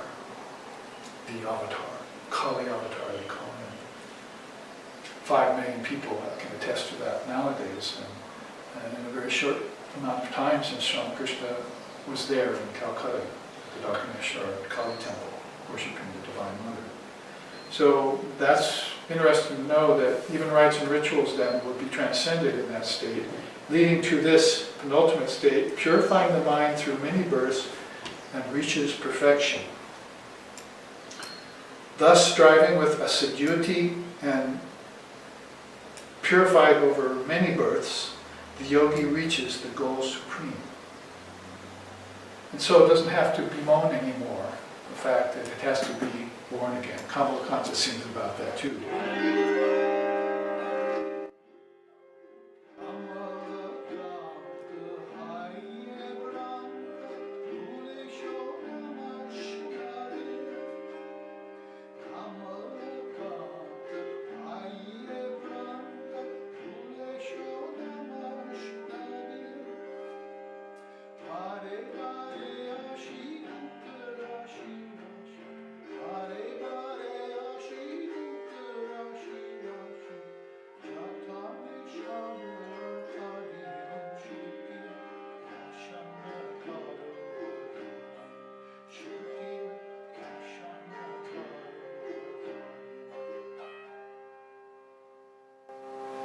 So he says, bewildered by Maya, Kamalakanta has forgotten the 9 months and 9 days of suffering in his mother's womb. Misery and pain are the outcome of limited existence. How many more lives of ignorance can I bear? So souls who are sensitive, waking up to their predicament in Maya and looking for solutions through hearing the teachings and practicing sadhana and discipline, and dharma and discipline basically, then we'll have this experience and find the consummate and penultimate stages like that. Purifying the mind through many births finally reaches perfection.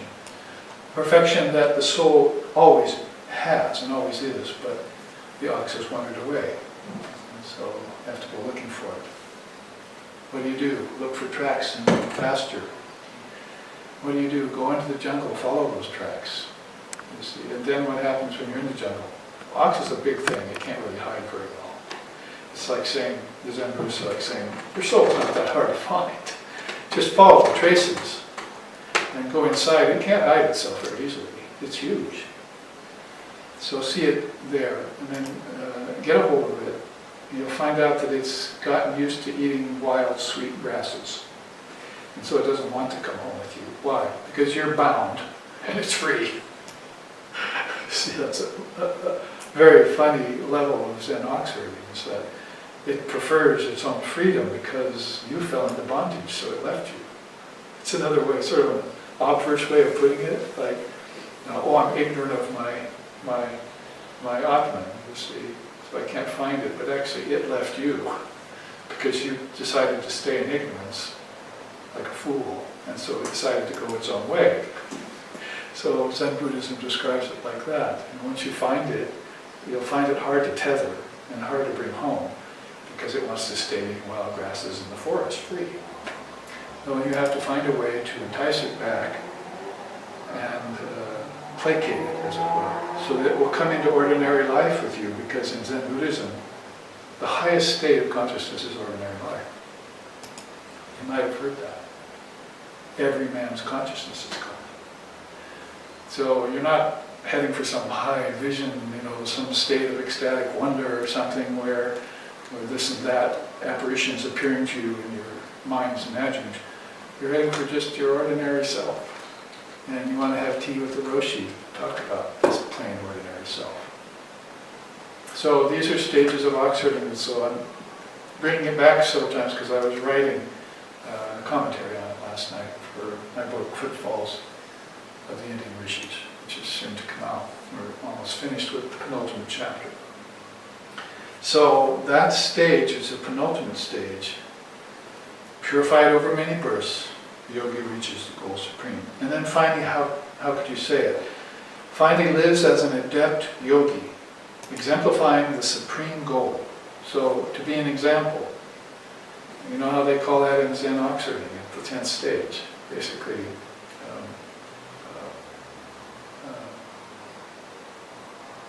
Serving hands in the marketplace. Hands serve in the marketplace. So they come out of their ordinary but very superlative spiritual state, which nobody sees, and they just serve in the marketplace. And then, of course, when they go home, they say, the way they say that is, then he goes into his hut, shuts the door, and nobody can see him. Not even the seers can find him anymore. So he retires totally into formlessness. And then when he does come out to form, he's helping hands in the marketplace. These are all beautiful teachings in Zen Buddhism, which, remember, 52 generations earlier were back in India and Tibet. So that's how far India has traveled to put its hands around the world and meet back here in 1893 at the Parliament of Religions with Swami Vivekananda giving us this Dharma. First time in this age for this young country, this infantile country, with souls who don't know anything about enlightenment, but know a lot about matter. Actually, it can be contested whether they even know a lot about matter, because they don't know that matter is empty, so they don't really know the essence of matter either. The quote there anyway is, "The one established in yoga is deemed to be superior to ascetics, to men of knowledge, and to those versed in the performance of rituals. Therefore, be thou a yogi, Arjuna, steeped in yoga." Yoga, of course, not just as practice, which was accomplished prior to this, but yoga as perfection. There is yoga as practice, 8 limbs, or you might call it 7 limbs, and then there's the 8th limb itself, which is yoga as perfection. So that has to be said. And to complete this chart on form, leading to formlessness, we'll have this final quote. "Thus established in yoga, even at the hour of death, they get into oneness with Brahman." Get into oneness with Brahman. So there you have beautiful 2 charts on rebirth, refinement of consciousness, and the process of embodiment. very, very good relative knowledge to have, to remind the mind of what it's doing when it sojourns, and also as a pointer or an indicator of what this is all about. The purpose of life is to realize God, is for self-realization, as the seers say. So in that way, we complete that phase, and we did reach some level of formlessness then today, didn't we? We can come into a kind of formlessness that we will show. And speaking so much about Zen Buddhism and its many-generation march from India to Tibet and China and Burma and Korea and Vietnam and so forth, all the way to Japan, appearing as Zen Buddhism. We can take some of the teachings on formlessness that have been the emphasis pretty much in Buddhism. Tibet, I think, majoring more in the bardos and how the soul graduates through the bardos. Actually, these two charts I just flipped, if we had a third chart stand, we would probably put up the bardo states teaching in Buddhism to show how those concurred and related. Correlations, connections, phases. There's a class titled that next year too, that I'm going to give. And all of this that's happening, is rather like a rendering of the 6 darshanas into our atmosphere of philosophical understanding in the West. But we could do a whole other series using the Nastika darshanas and bring forth Buddhism, Jainism, Sikhism, and put those into perspective. Because those are also Dharma teachings that, out of those 3 streams, that are very profound in their rendering of how to reach formlessness. They always kept that at the forefront of them. And that really hasn't been at the forefront of Judaism and Christianity so much. The formless, the Almighty Father, for instance, in both Judaism it's considered to be not talked about in many circles, and Christianity, of course, never was entertained. Those who did were threatened with ostracism, to be ostracized from Christianity, if you thought about that or talked about it. So India's never had that kind of hands-off approach in all its darshanas. It's been, well, this is the point. Let's move through form and formlessness. So that's why so many people turn to it. Well, maybe 1 in 1,000 in so many. So here, now, we should move on to these teachings on formlessness. So we have in the second class, in its second half, our first introduction into it. We've looked at form in terms of saguna, nirguna, and we looked at form and formlessness in terms of the 3 drawers of self-knowledge, the 3 worlds, the 3 bodies. And then we looked at the process of embodiment, and then we looked at the refinement of consciousness, didn't we? All of the first was pretty much showing the divisions between form and formlessness, philosophically speaking.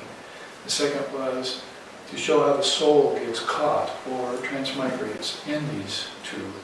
And this particular juncture that we've come to is to actually bridge on the subject of formlessness and show how it's become a main facet of emphasis and concentration in the Oriental mind. So here we have a chart called Tathagata / Atman, and rendering the 2 in the same. The Buddha talked about the self all the time, and later on people started niggling a bit about self and non-self and so forth. But when you talk about Atman and Tathagata, you put them together and you skirt that kind of dissension. Also, you should put together the Anatman with Ahamkara. That's a really important thing in order for the Buddhists and the Vedantists to see the unity of their 2 respective philosophical stances. That is, Ahamkara and Anatman, the non-self. We looked at the non-self when we saw the 3 bodies, didn't we? Gross, subtle, and causal. According to Shankara, that's all the non-self, Anatman. But the Atman stands beyond that, underlying it, and that's also the description of Buddha nature. In that sense, there's no self, which means Really, the self is non-existence, means the ego self. But the self and all, how can that be non-existence? That is existence. So no need for contention or that kind of botheration, text torturing and philosophical jargon. Come to a conclusion about it, meditate on it, be it, and give off of becoming. So Tathagata Garbha, this pure individual conscious mass of awareness. Drishyam pratitam pravira payan san matram anandaganam vibhalayam. So Brahman is an indivisible mass of pure conscious awareness. Nicely put. And here's that word transparency too I was mentioning already. So you have transparency of the self, that sense of transhuman in the realized soul, where the human takes the back seat and the formless essence is at the forefront of everything. How to explain that? How only experience it. But when you experience it, it's going to be very hard to talk about, like Lord Buddha coming out of experience of his own Buddha nature in nirvana and not being able to talk for so many hours or days after that experience. They wanted to know why he shone with a light, and he couldn't say for a while. Like Sri Krishna, again, coming out of that samadhi and looking at his close disciples, even his wife, and not recognizing him for a while. Give him some water, quick, they do that. And then take a little sip, and the element water would bring him back down, his mind back down to the realm of the five elements. He said, oh, I'm beginning to remember, you see. So it just shows how the transcendency or transparency, if you spend a lot of time there, the world goes away completely. Ask Rip Van Winkle after he woke up from his long sleep. Although maybe he was peppered with a lot of dreams in that sleep. But in the case of this soul who has a penchant for formless reality, they're going to spend longer and longer times in that, because that's the bliss of Brahman, that's the light of consciousness, that's the supreme knowledge of truth, and it's the peace that passes all understanding. Who would barter that away for a world of mirror-colored glass and bubbles? I could sing in that song if you like. So, the quote here by Lord Buddha, Akashe va sakuntanam gati tesham durannaya. The actions of an arhat are without trace, trackless, like birds flying through the sky. So you can see where Sri Krishna got that saying. Birds fly through the sky and don't leave a trace. And you could be looking this way and two birds fly by, and you look and you never know that two birds flew by. So the souls are like that, who come to this world. They hardly leave a trace of their presence. Like our teacher, Swami Sheshanandaji Maharaj, peace be upon him forever. His name means, at least in one definition, leaving no trace behind, Ashesha.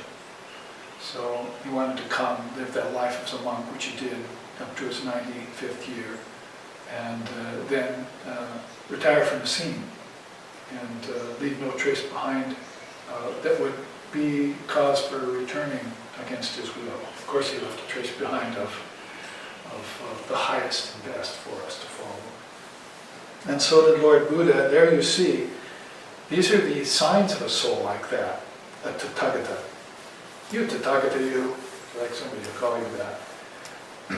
So he says, in these points, the Tathagata, no foundation for an individual self. It doesn't say there for a supreme self. There's no foundation for an individual self. Strike that out of the Buddhist school.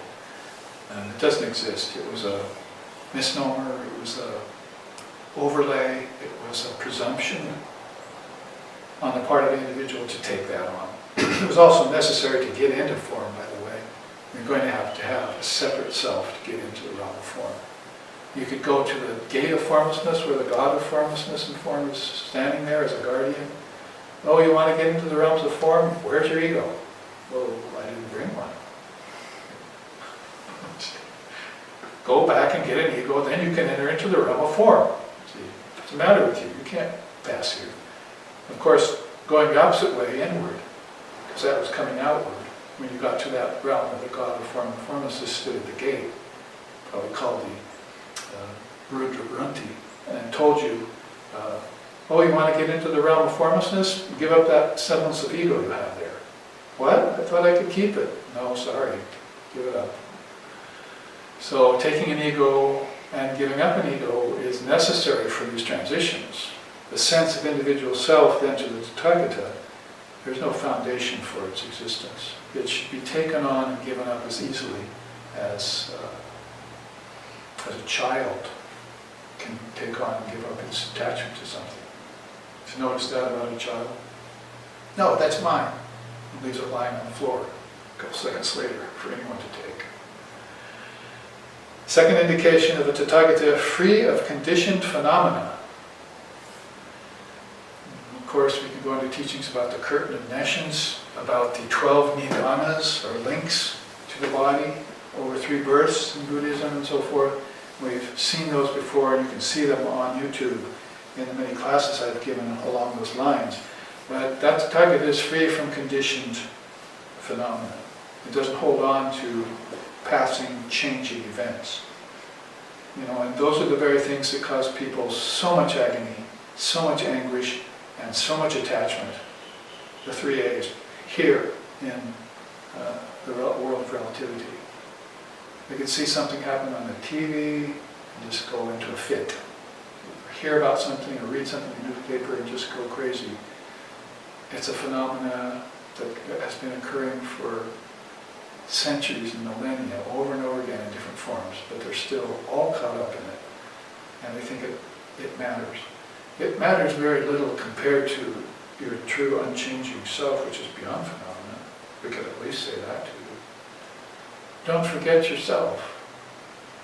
See, when you hear horrible events like that, think about the birthless, deathless nature of the soul. And everyone that died in that tidal wave, or died in that landslide, or died in that plane crash, they never died because they were never born. Do I have to sing the Nirvana Shotgun for you again? Nam Ritjorna Shankar Nami Jati Veda, Shankara sings to us. What? Death? I never died. Why? Because I was never born. The body may have been born in a certain sort of way.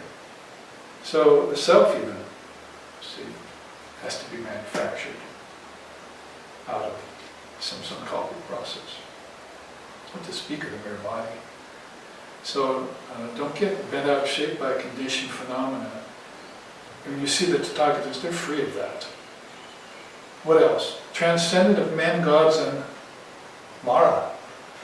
Mara would be like, oh, roughly speaking, the devil, or devilish being, or wrathful deities, although they have a positive purpose too in Tibetan Buddhism. So they're transcendent of those levels, even beyond the Gandharvas, the teachings say.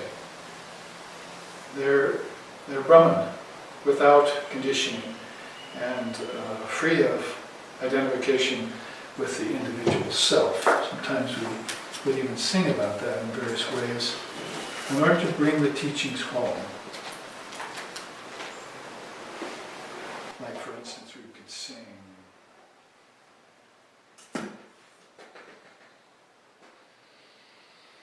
this. Shunam Vishunam Haricharam Anantarupam Nirlepalepam Harisharam Anantarupam Nishkandakandam Haricharam Anantarupam Gyanamritam Samarasam Gaganapam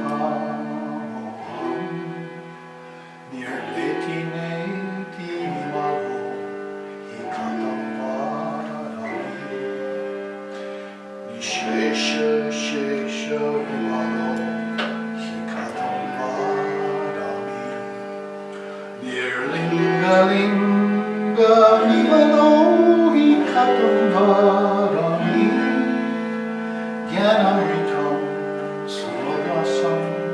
Gaganova Gyanamitam Samarasam Gaganova. I salute the Advaita, for he was an illumined soul. So when you sing like that, from the standpoint of the Advaita, he would be telling you in relation to what we were just relating dharmically. He would say, knowing the Supreme Brahman, one dares not place it in the context of divided or undivided, formed or formless, of pure or polluted. Effulgent like the sun, it is infinite and beyond even the intellect. I am pure existence, wisdom, and bliss, as boundless as the sky, infinite like space.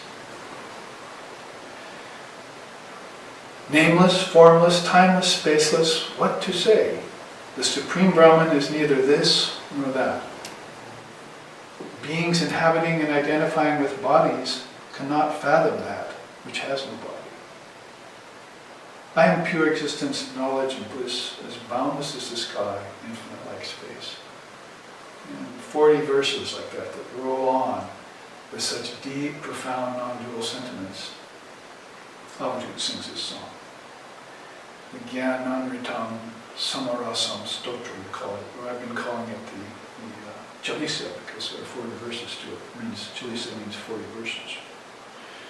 So in relation to that, transcendent of men and gods and Mara, basically, Brahman is undivided, and one who realizes it is transcendent of all the phenomena that are there in the name of form. So one of the great risks about coming into form for all beings is to be convinced that Maya is real, that nature is real, that suffering is real, that ignorance is real, that doubt is real, when none is the case. That's why I chanted to start out the class, ignorance is unreal, so how can it cause any real doubt? So all the doubts you're having is based on ignorance in your mind. Get rid of the ignorance, doubt doesn't even come. So this is the state the Advaita is always in, and the realized seers, and of course Lord Buddha realized that, no doubt. He also says here, that is about the Tathagata, free of suffering and other burdens. See them in a state of subtle bliss all the time. Suffering usually comes from being in phenomena, doesn't it? Like the phenomena of death. You believe in that too much. You make death real. And suffering, the same case. Free of mental projections and emotions. What does the seer do with these projections? He lets them rise, because that's the nature of the mind. Like bubbles, they rise in the mind. Then he makes sure he consciously dissolves them back into the ocean, like bubbles in water. He consciously does that every day or in every meditation. That's the difference between an illumined soul and a soul that suffers, or a soul that knows and a soul that's still in doubt, is that conscious dissolving of thoughts rising that are supported thereafter by phenomena coming from thoughts is gone from them. And ultimately then he says here, free of mental projections and emotions. Then he says, abandonment of the 5 skandhas. These are unwholesome roots and so forth, hatred and aversion and those things. Sort of like Vedanta has its teachings too of abandoning these 6 passions and 8 fetters and things like that. So that's some of the indications of the Tathagata. There's some of his names. There's a beautiful stotram which I'd like to get a hold of the full thing and render it into music and record it, called the Manjushri Nama Samgit. Manjushri is a name for Buddha, of course. And so there you see some of the names they call the Buddha. The pervasive self, the supreme self, the Buddha self, the beginningless self, the diamond self. Okay, about this time, do we have any Buddhists out there who don't like the word self? You better go back and reconsider. This is the self with a capital S. This is the self that's all pervasive. It's not the anatman, it's the atman. And that's Buddha nature. The self that is the source of all. The self of substance, not the self of substances. The diamond self, you hear that a lot in Zen Buddhism. Guardian self of the three worlds. So there you see it's even watching over the realm of form, isn't it? Three worlds, remember? Gross body, subtle body, causal body. All those three bodies and three worlds. Guardian self of that. The single self. Self of thusness. It is thus. Self of primordial purity. And I think the last one, the holy, immovable self. States that it's stationary, all pervasive at all times. Put that up there in the forest where Buddha meditates, you see all these names of Manjushu. You find him in there, you can call him one of those names. He might like it, but he wouldn't show it face in a transcendental place, you see, like this, meditating. Now, a quick study of this, but good correlations. So there you see the Buddha sitting in front of the various followers. After he had his nirvana, they began to flock to him more. Before that, in his ascetic phase, remember the Advaita just sang, and Krishna just said, beyond ascetics is this luminary. So Buddha went through his ascetic stage in the forest, where he boiled leaves and tree bark and so forth for clothing, if at all. And so found out that the ascetic way wasn't what he was looking for quite. It was a kind of freedom, but it was limited freedom. So he wanted to go beyond that, so he sat under the Bodhi tree and meditated and found the single self, the diamond self, Buddha nature. And then shone with that light after he came out and wouldn't speak for a long time. And then when he did speak, some of these great souls gathered around him to learn in the forest. So there you see some of the great quotes about that. He said, "The root of all beings is nothing else but one self. I am that place in which existence resides." That's from the Samantra, that's from Samantra Vajra, the all-creating King Tantra, one of the later tantras there. Lord Buddha is said to have said this by the Arhats. Oh, by the way, use the word Arhat at the top. I meant to say that that's like a Jivanmukta or a Bodhisattva, a living, illuminated soul. That's one of the words they used in that period, Arhat. So he says, each sentient being contains the intrinsic indwelling potency for becoming a Buddha, fully awakened. So that's also the good news of the Vedanta, which we take to, thanks to Swami Vivekananda in this day and age, that the Atman exists in all beings.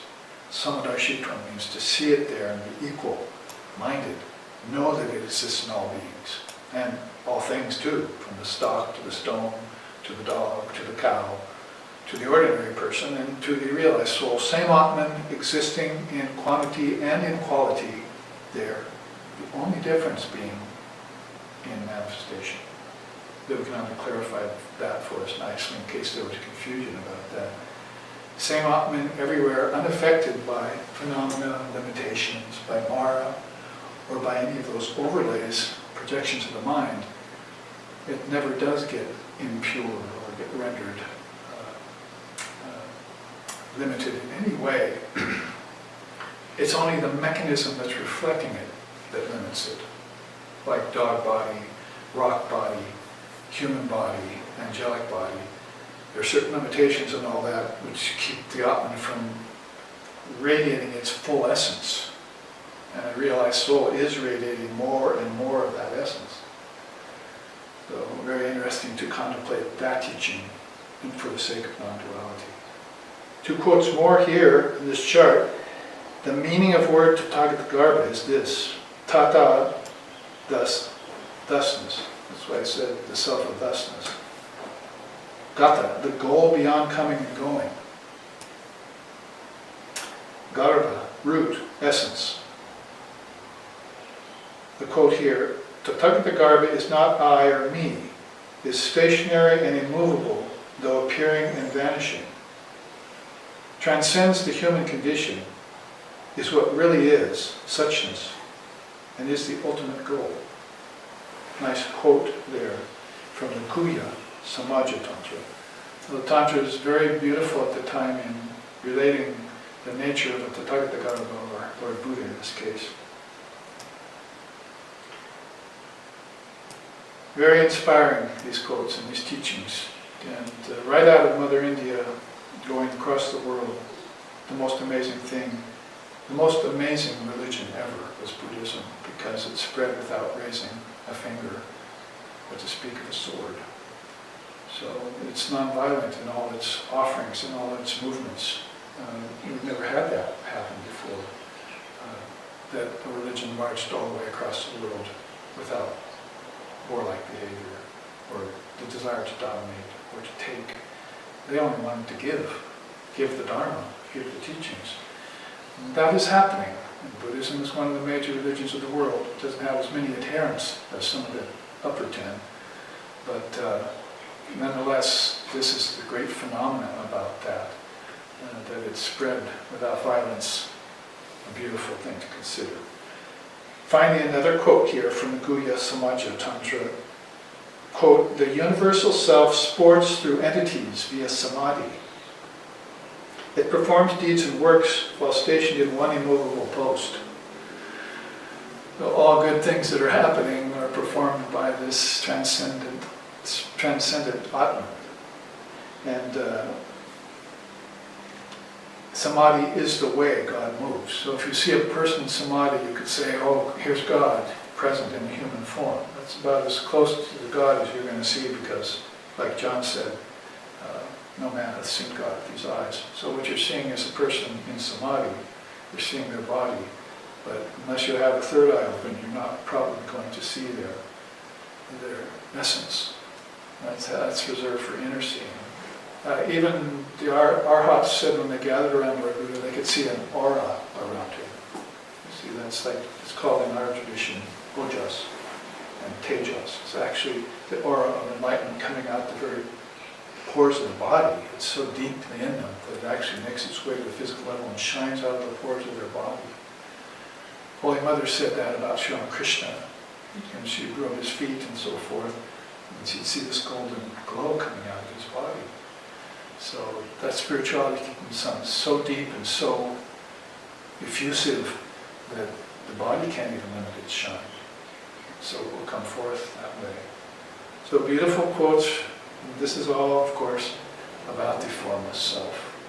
We've bridged that subject, and we have about 20 minutes left to look then into Buddhism's other take on formlessness, or let's say one of its other takes. And that's here, in the states, the 4 stages of absorption and the 4 states of formlessness. No uncertain terms there. They're speaking directly to the subject of formlessness. Arupa, it's called. Rupa, rupa, form and formlessness would be a Sanskrit name for this class series. So let's start out and take the first quote here. I, the Buddha, proclaim this path, which provides sandals against all thorns. But you yourself must make the effort. The Tathagatas can only point the way.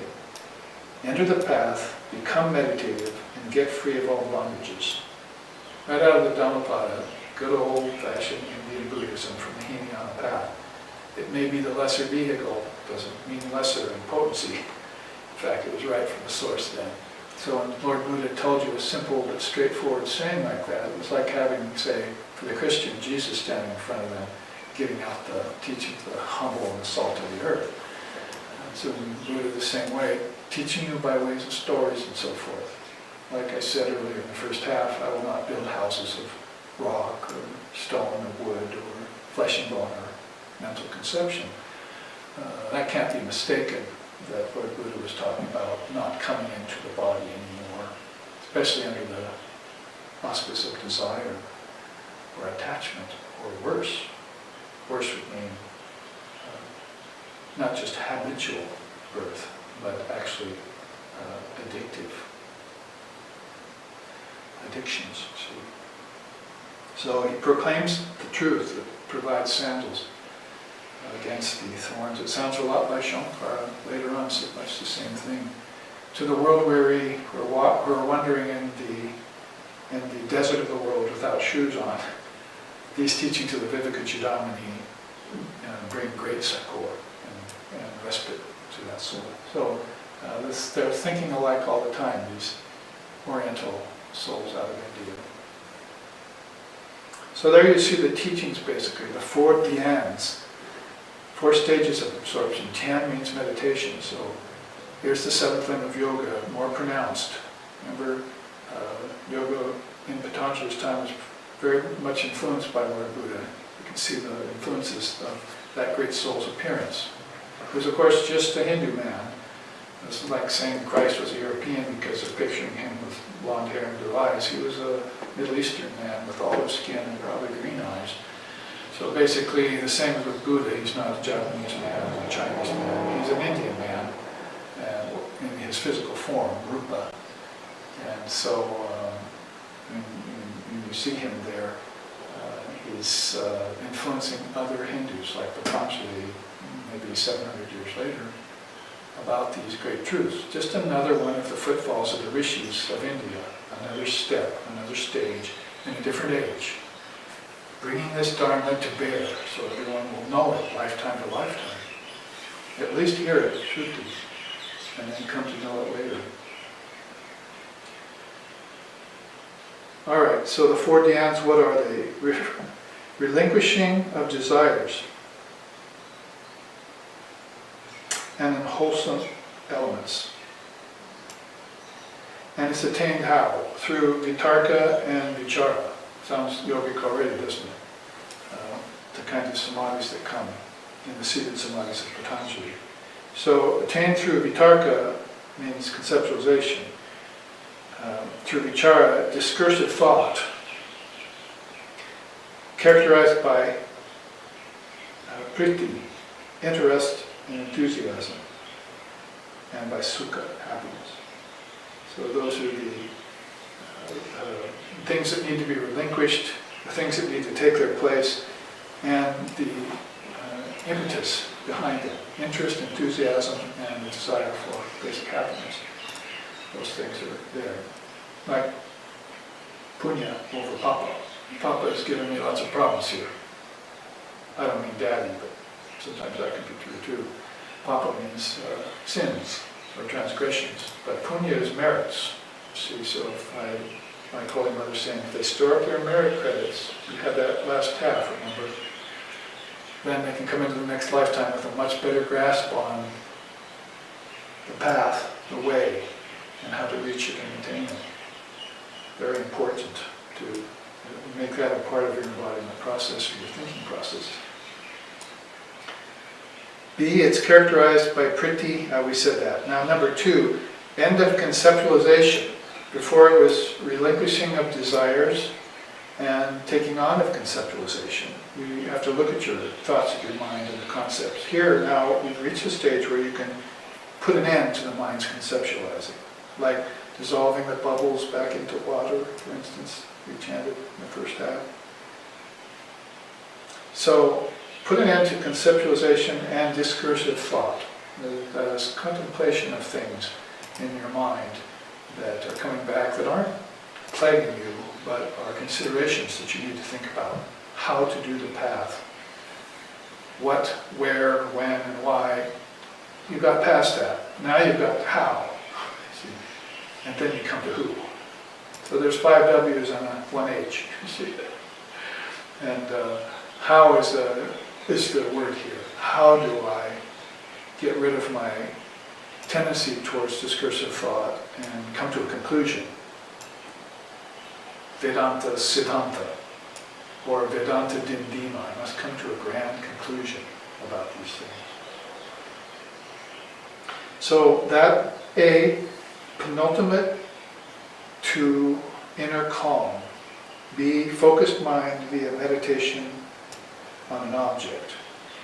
So now discursive thought has been around many things. You take one thing now. The best thing, of course, would be the Lord's name, the mantra, or a holy object. like a little stone Buddha might be an early Buddhist meditation.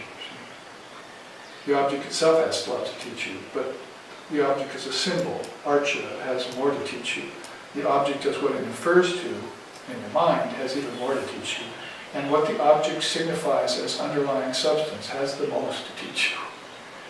So you're taking these steps back into you by a simple object. And if the whole world becomes that object, you can imagine how much bliss there is in the arhat. Everything you're seeing is teaching you, like the avadut. Arhat, avadut hardly matters. The souls are seeing with an eye, a single eye.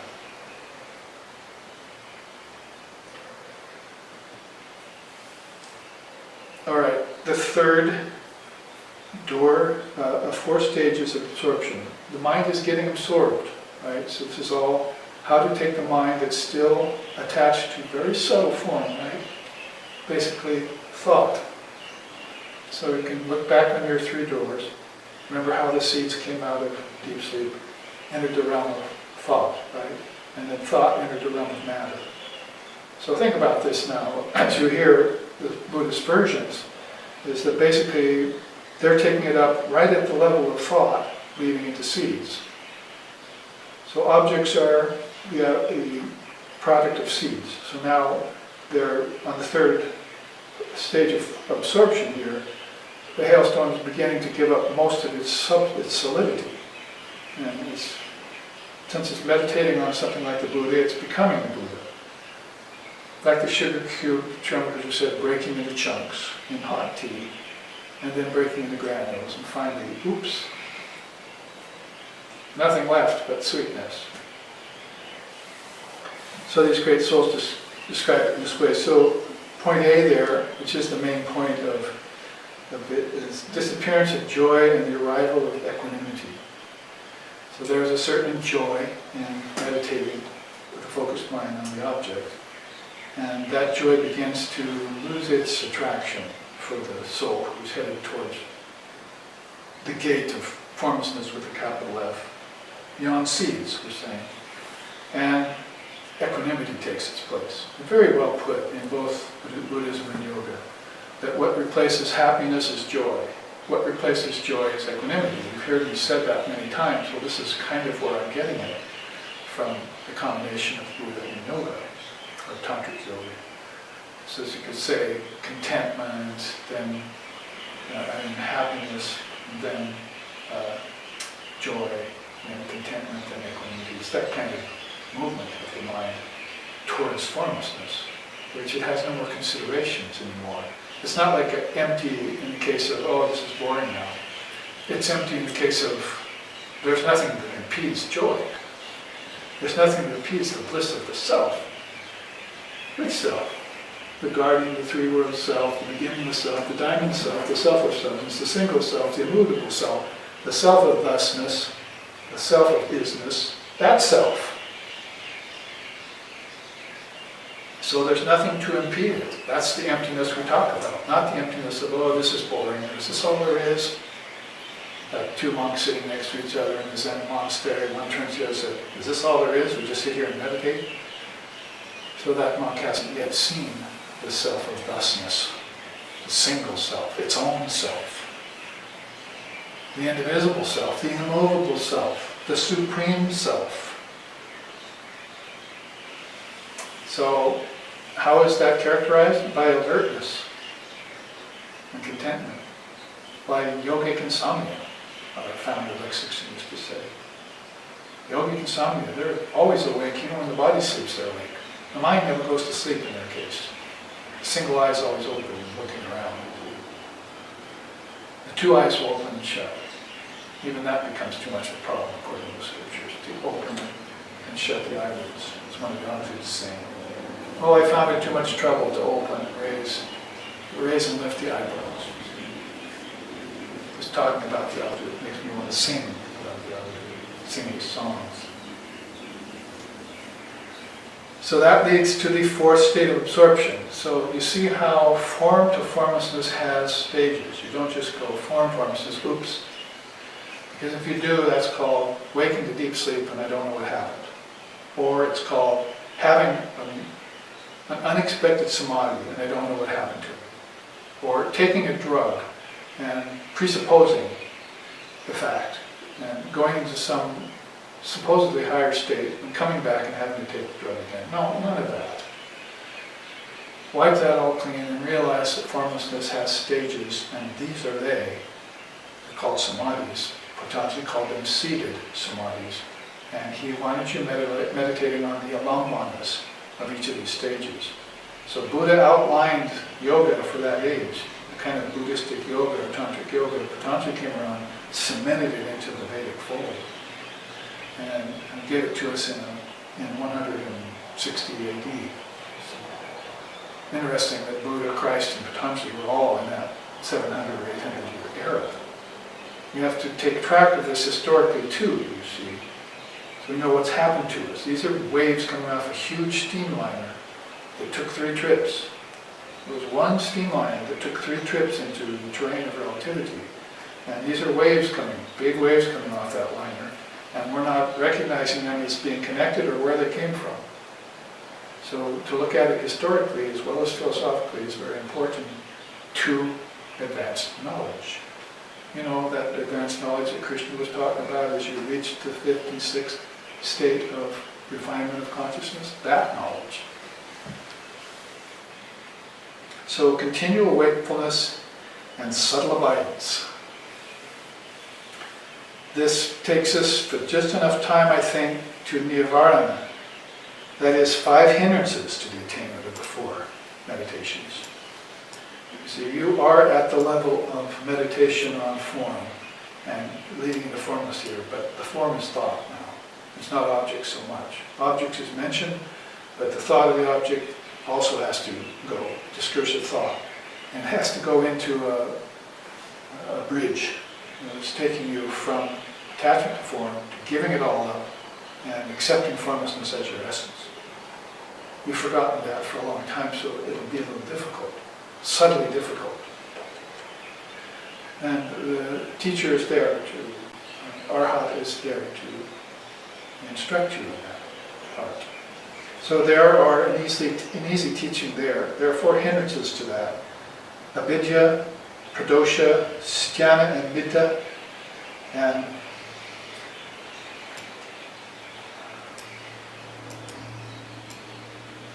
anudarya and kalkritya. So avidya is desire. Of course that's ignorance. Every religion will say so. But here at the level of formlessness, it may be some desire for rebirth still, or some desire for something back in the relative worlds. Some desire that's plaguing in your mind that wasn't quite neutralized when you made the trip towards formlessness. That will tend to pull you back.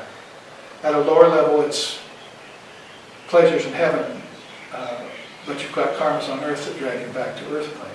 But this is much higher than that. This is a desire that keeps you from making the grade and leaving the formlessness with a small f behind and entering into the formlessness with a capital F and having that experience. Even to have a little bit of that experience will be a very transforming thing for you. So desire in that subtle way will stand, and so will ill will, pradosha. How could that manifest at a high level like that? Well, by being jealous of others who have gained illumination and you haven't, for instance. That could act as a barrier. There are many ways in which ill will can manifest outwardly, but it can also manifest inwardly. You have ill will towards yourself. What a stupid fool, you can't do this, you see. Why are you failing again and again? Why don't you just step forward? Where's your fear coming from? Why do you doubt? That's ill will. And comes along with sloth and torpor. That's a nice expression, sloth and torpor. Sthana and mithya. You see, that's where Patanjali got some of his items. Remember the 9 obstacles to yoga? One of those is sthana. So he's concurring with the Buddha in that way, putting together his own list of obstacles, 9 of them. Mantargaya, sometimes they're called vikshepas in yoga. You remember the charts on those, I think. So sloth and torpor in the way. Ever on vigil for this highest of goals. What did he say up here? Or was it up here? Nope. It was elsewhere. Goal beyond all goals. So to make this transition beyond Gatam to Paragatam, that's what is referred to here. Gatitesham Dharanyaya. Like that. So this goal is very important to keep track of. And sloth and torpor can insinuate themselves on this. And then fourth, Anudarya and Kalkritya mean restlessness and compunction. And I can't help making the conjunction, the correlations between yoga, because there you've got the gunas and restlessness, another one of those antariyas that Patanjali worries about. So you can see how tamas, sloth and torpor, and rajas, restlessness, get in the way, even at a very high level. So getting beyond the three gunas is more of a Hindu teaching, a Vedic teaching. So that's going to be very important. And so the gunas have to be considered in some way, shape, or form in this process. They're very subtle now. You want to put them in abeyance and get beyond them, trigunatita. Finally, 5, vichikitsa, doubt. That's the third pillar of Zen, by the way. And it's interesting that Zen is you start out with complete belief in the Buddha and his teaching. Complete. You don't have any doubts at all. And then the second pillar of Zen, you go to resolve to realize what he says. And the third pillar is doubt. Yeah, Zen is very, very crafty in that way, in a good way. See, it's because the doubt has to all come at the end. If the doubt came at the beginning, you wouldn't have entered the path. You see? You would have doubted the Buddha, you would have doubted the teachings, you would have doubted your own resolve. That's not going to put you anywhere close to the goal. So they say, start out here, the first pillar, Suzuki Roshi, right? The first pillar, and other Roshis taught that.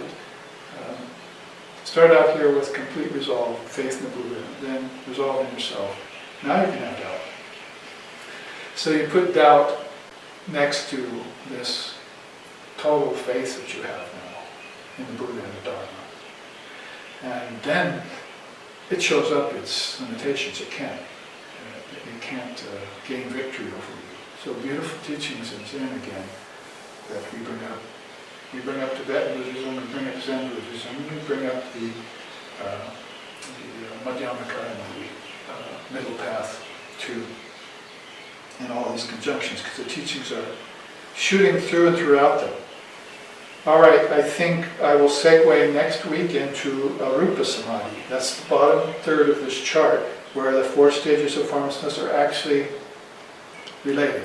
Notice the scantiness of words, because what can you say at that point? So there's the Buddha with his perfection mudra, and sings to humanity in that beautiful way that he has. And that could end up the last few minutes of our class. Hard to choose. The beauty of all of these verses comes forth, but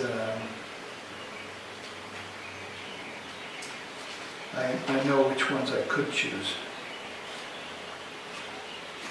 So let me relate those to you to end this class we've had together.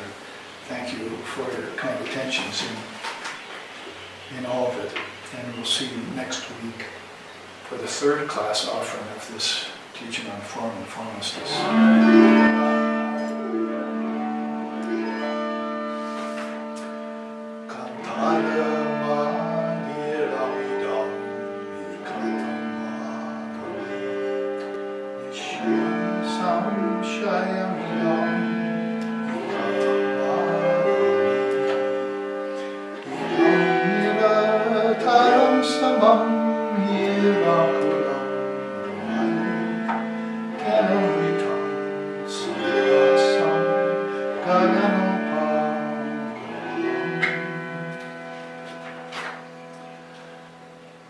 Keep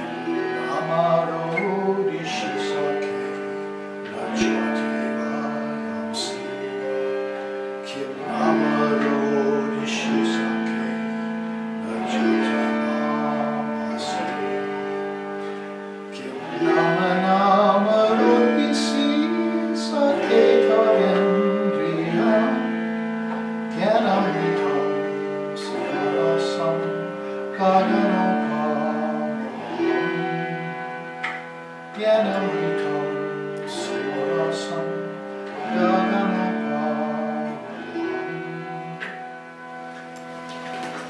The Advaita sings. Brahman requires no proving, stymies all doubt. Forests and streams, mountains and temples are incomparable to it. With a single eye one will see it pervading everything, pure, unaffected, and ever stationary. I am pure, existence, wisdom, and bliss, as boundless as the sky, infinite like space. So why drop tears of sadness on your own divine feet? Your gross senses are unreal. Your subtle senses are pure. Your body is 5 eternal elements. Your mind is a replicate of the mod. You are pure existence, wisdom, and bliss, as boundless as the sky and infinite like space. Om Sato, Om Sato Ma Satgamaya, Tamaso Ma Jyotirgamaya, Mrichorma Amritam Gamaya, Avira Vira Mayiti, Rudrayate Dakshinamukam, Tenamam Pahinicham, Om Shanti Shanti Shanti. Lead us from darkness to light. Lead us from lower truth to higher truth. Lead us from the unreal to the real. Lead us from the illusion of death to eternal life. Reach us through and through with thy sweet, benign presence. Om, peace, peace, peace. May peace be unto us. May peace be unto all. Om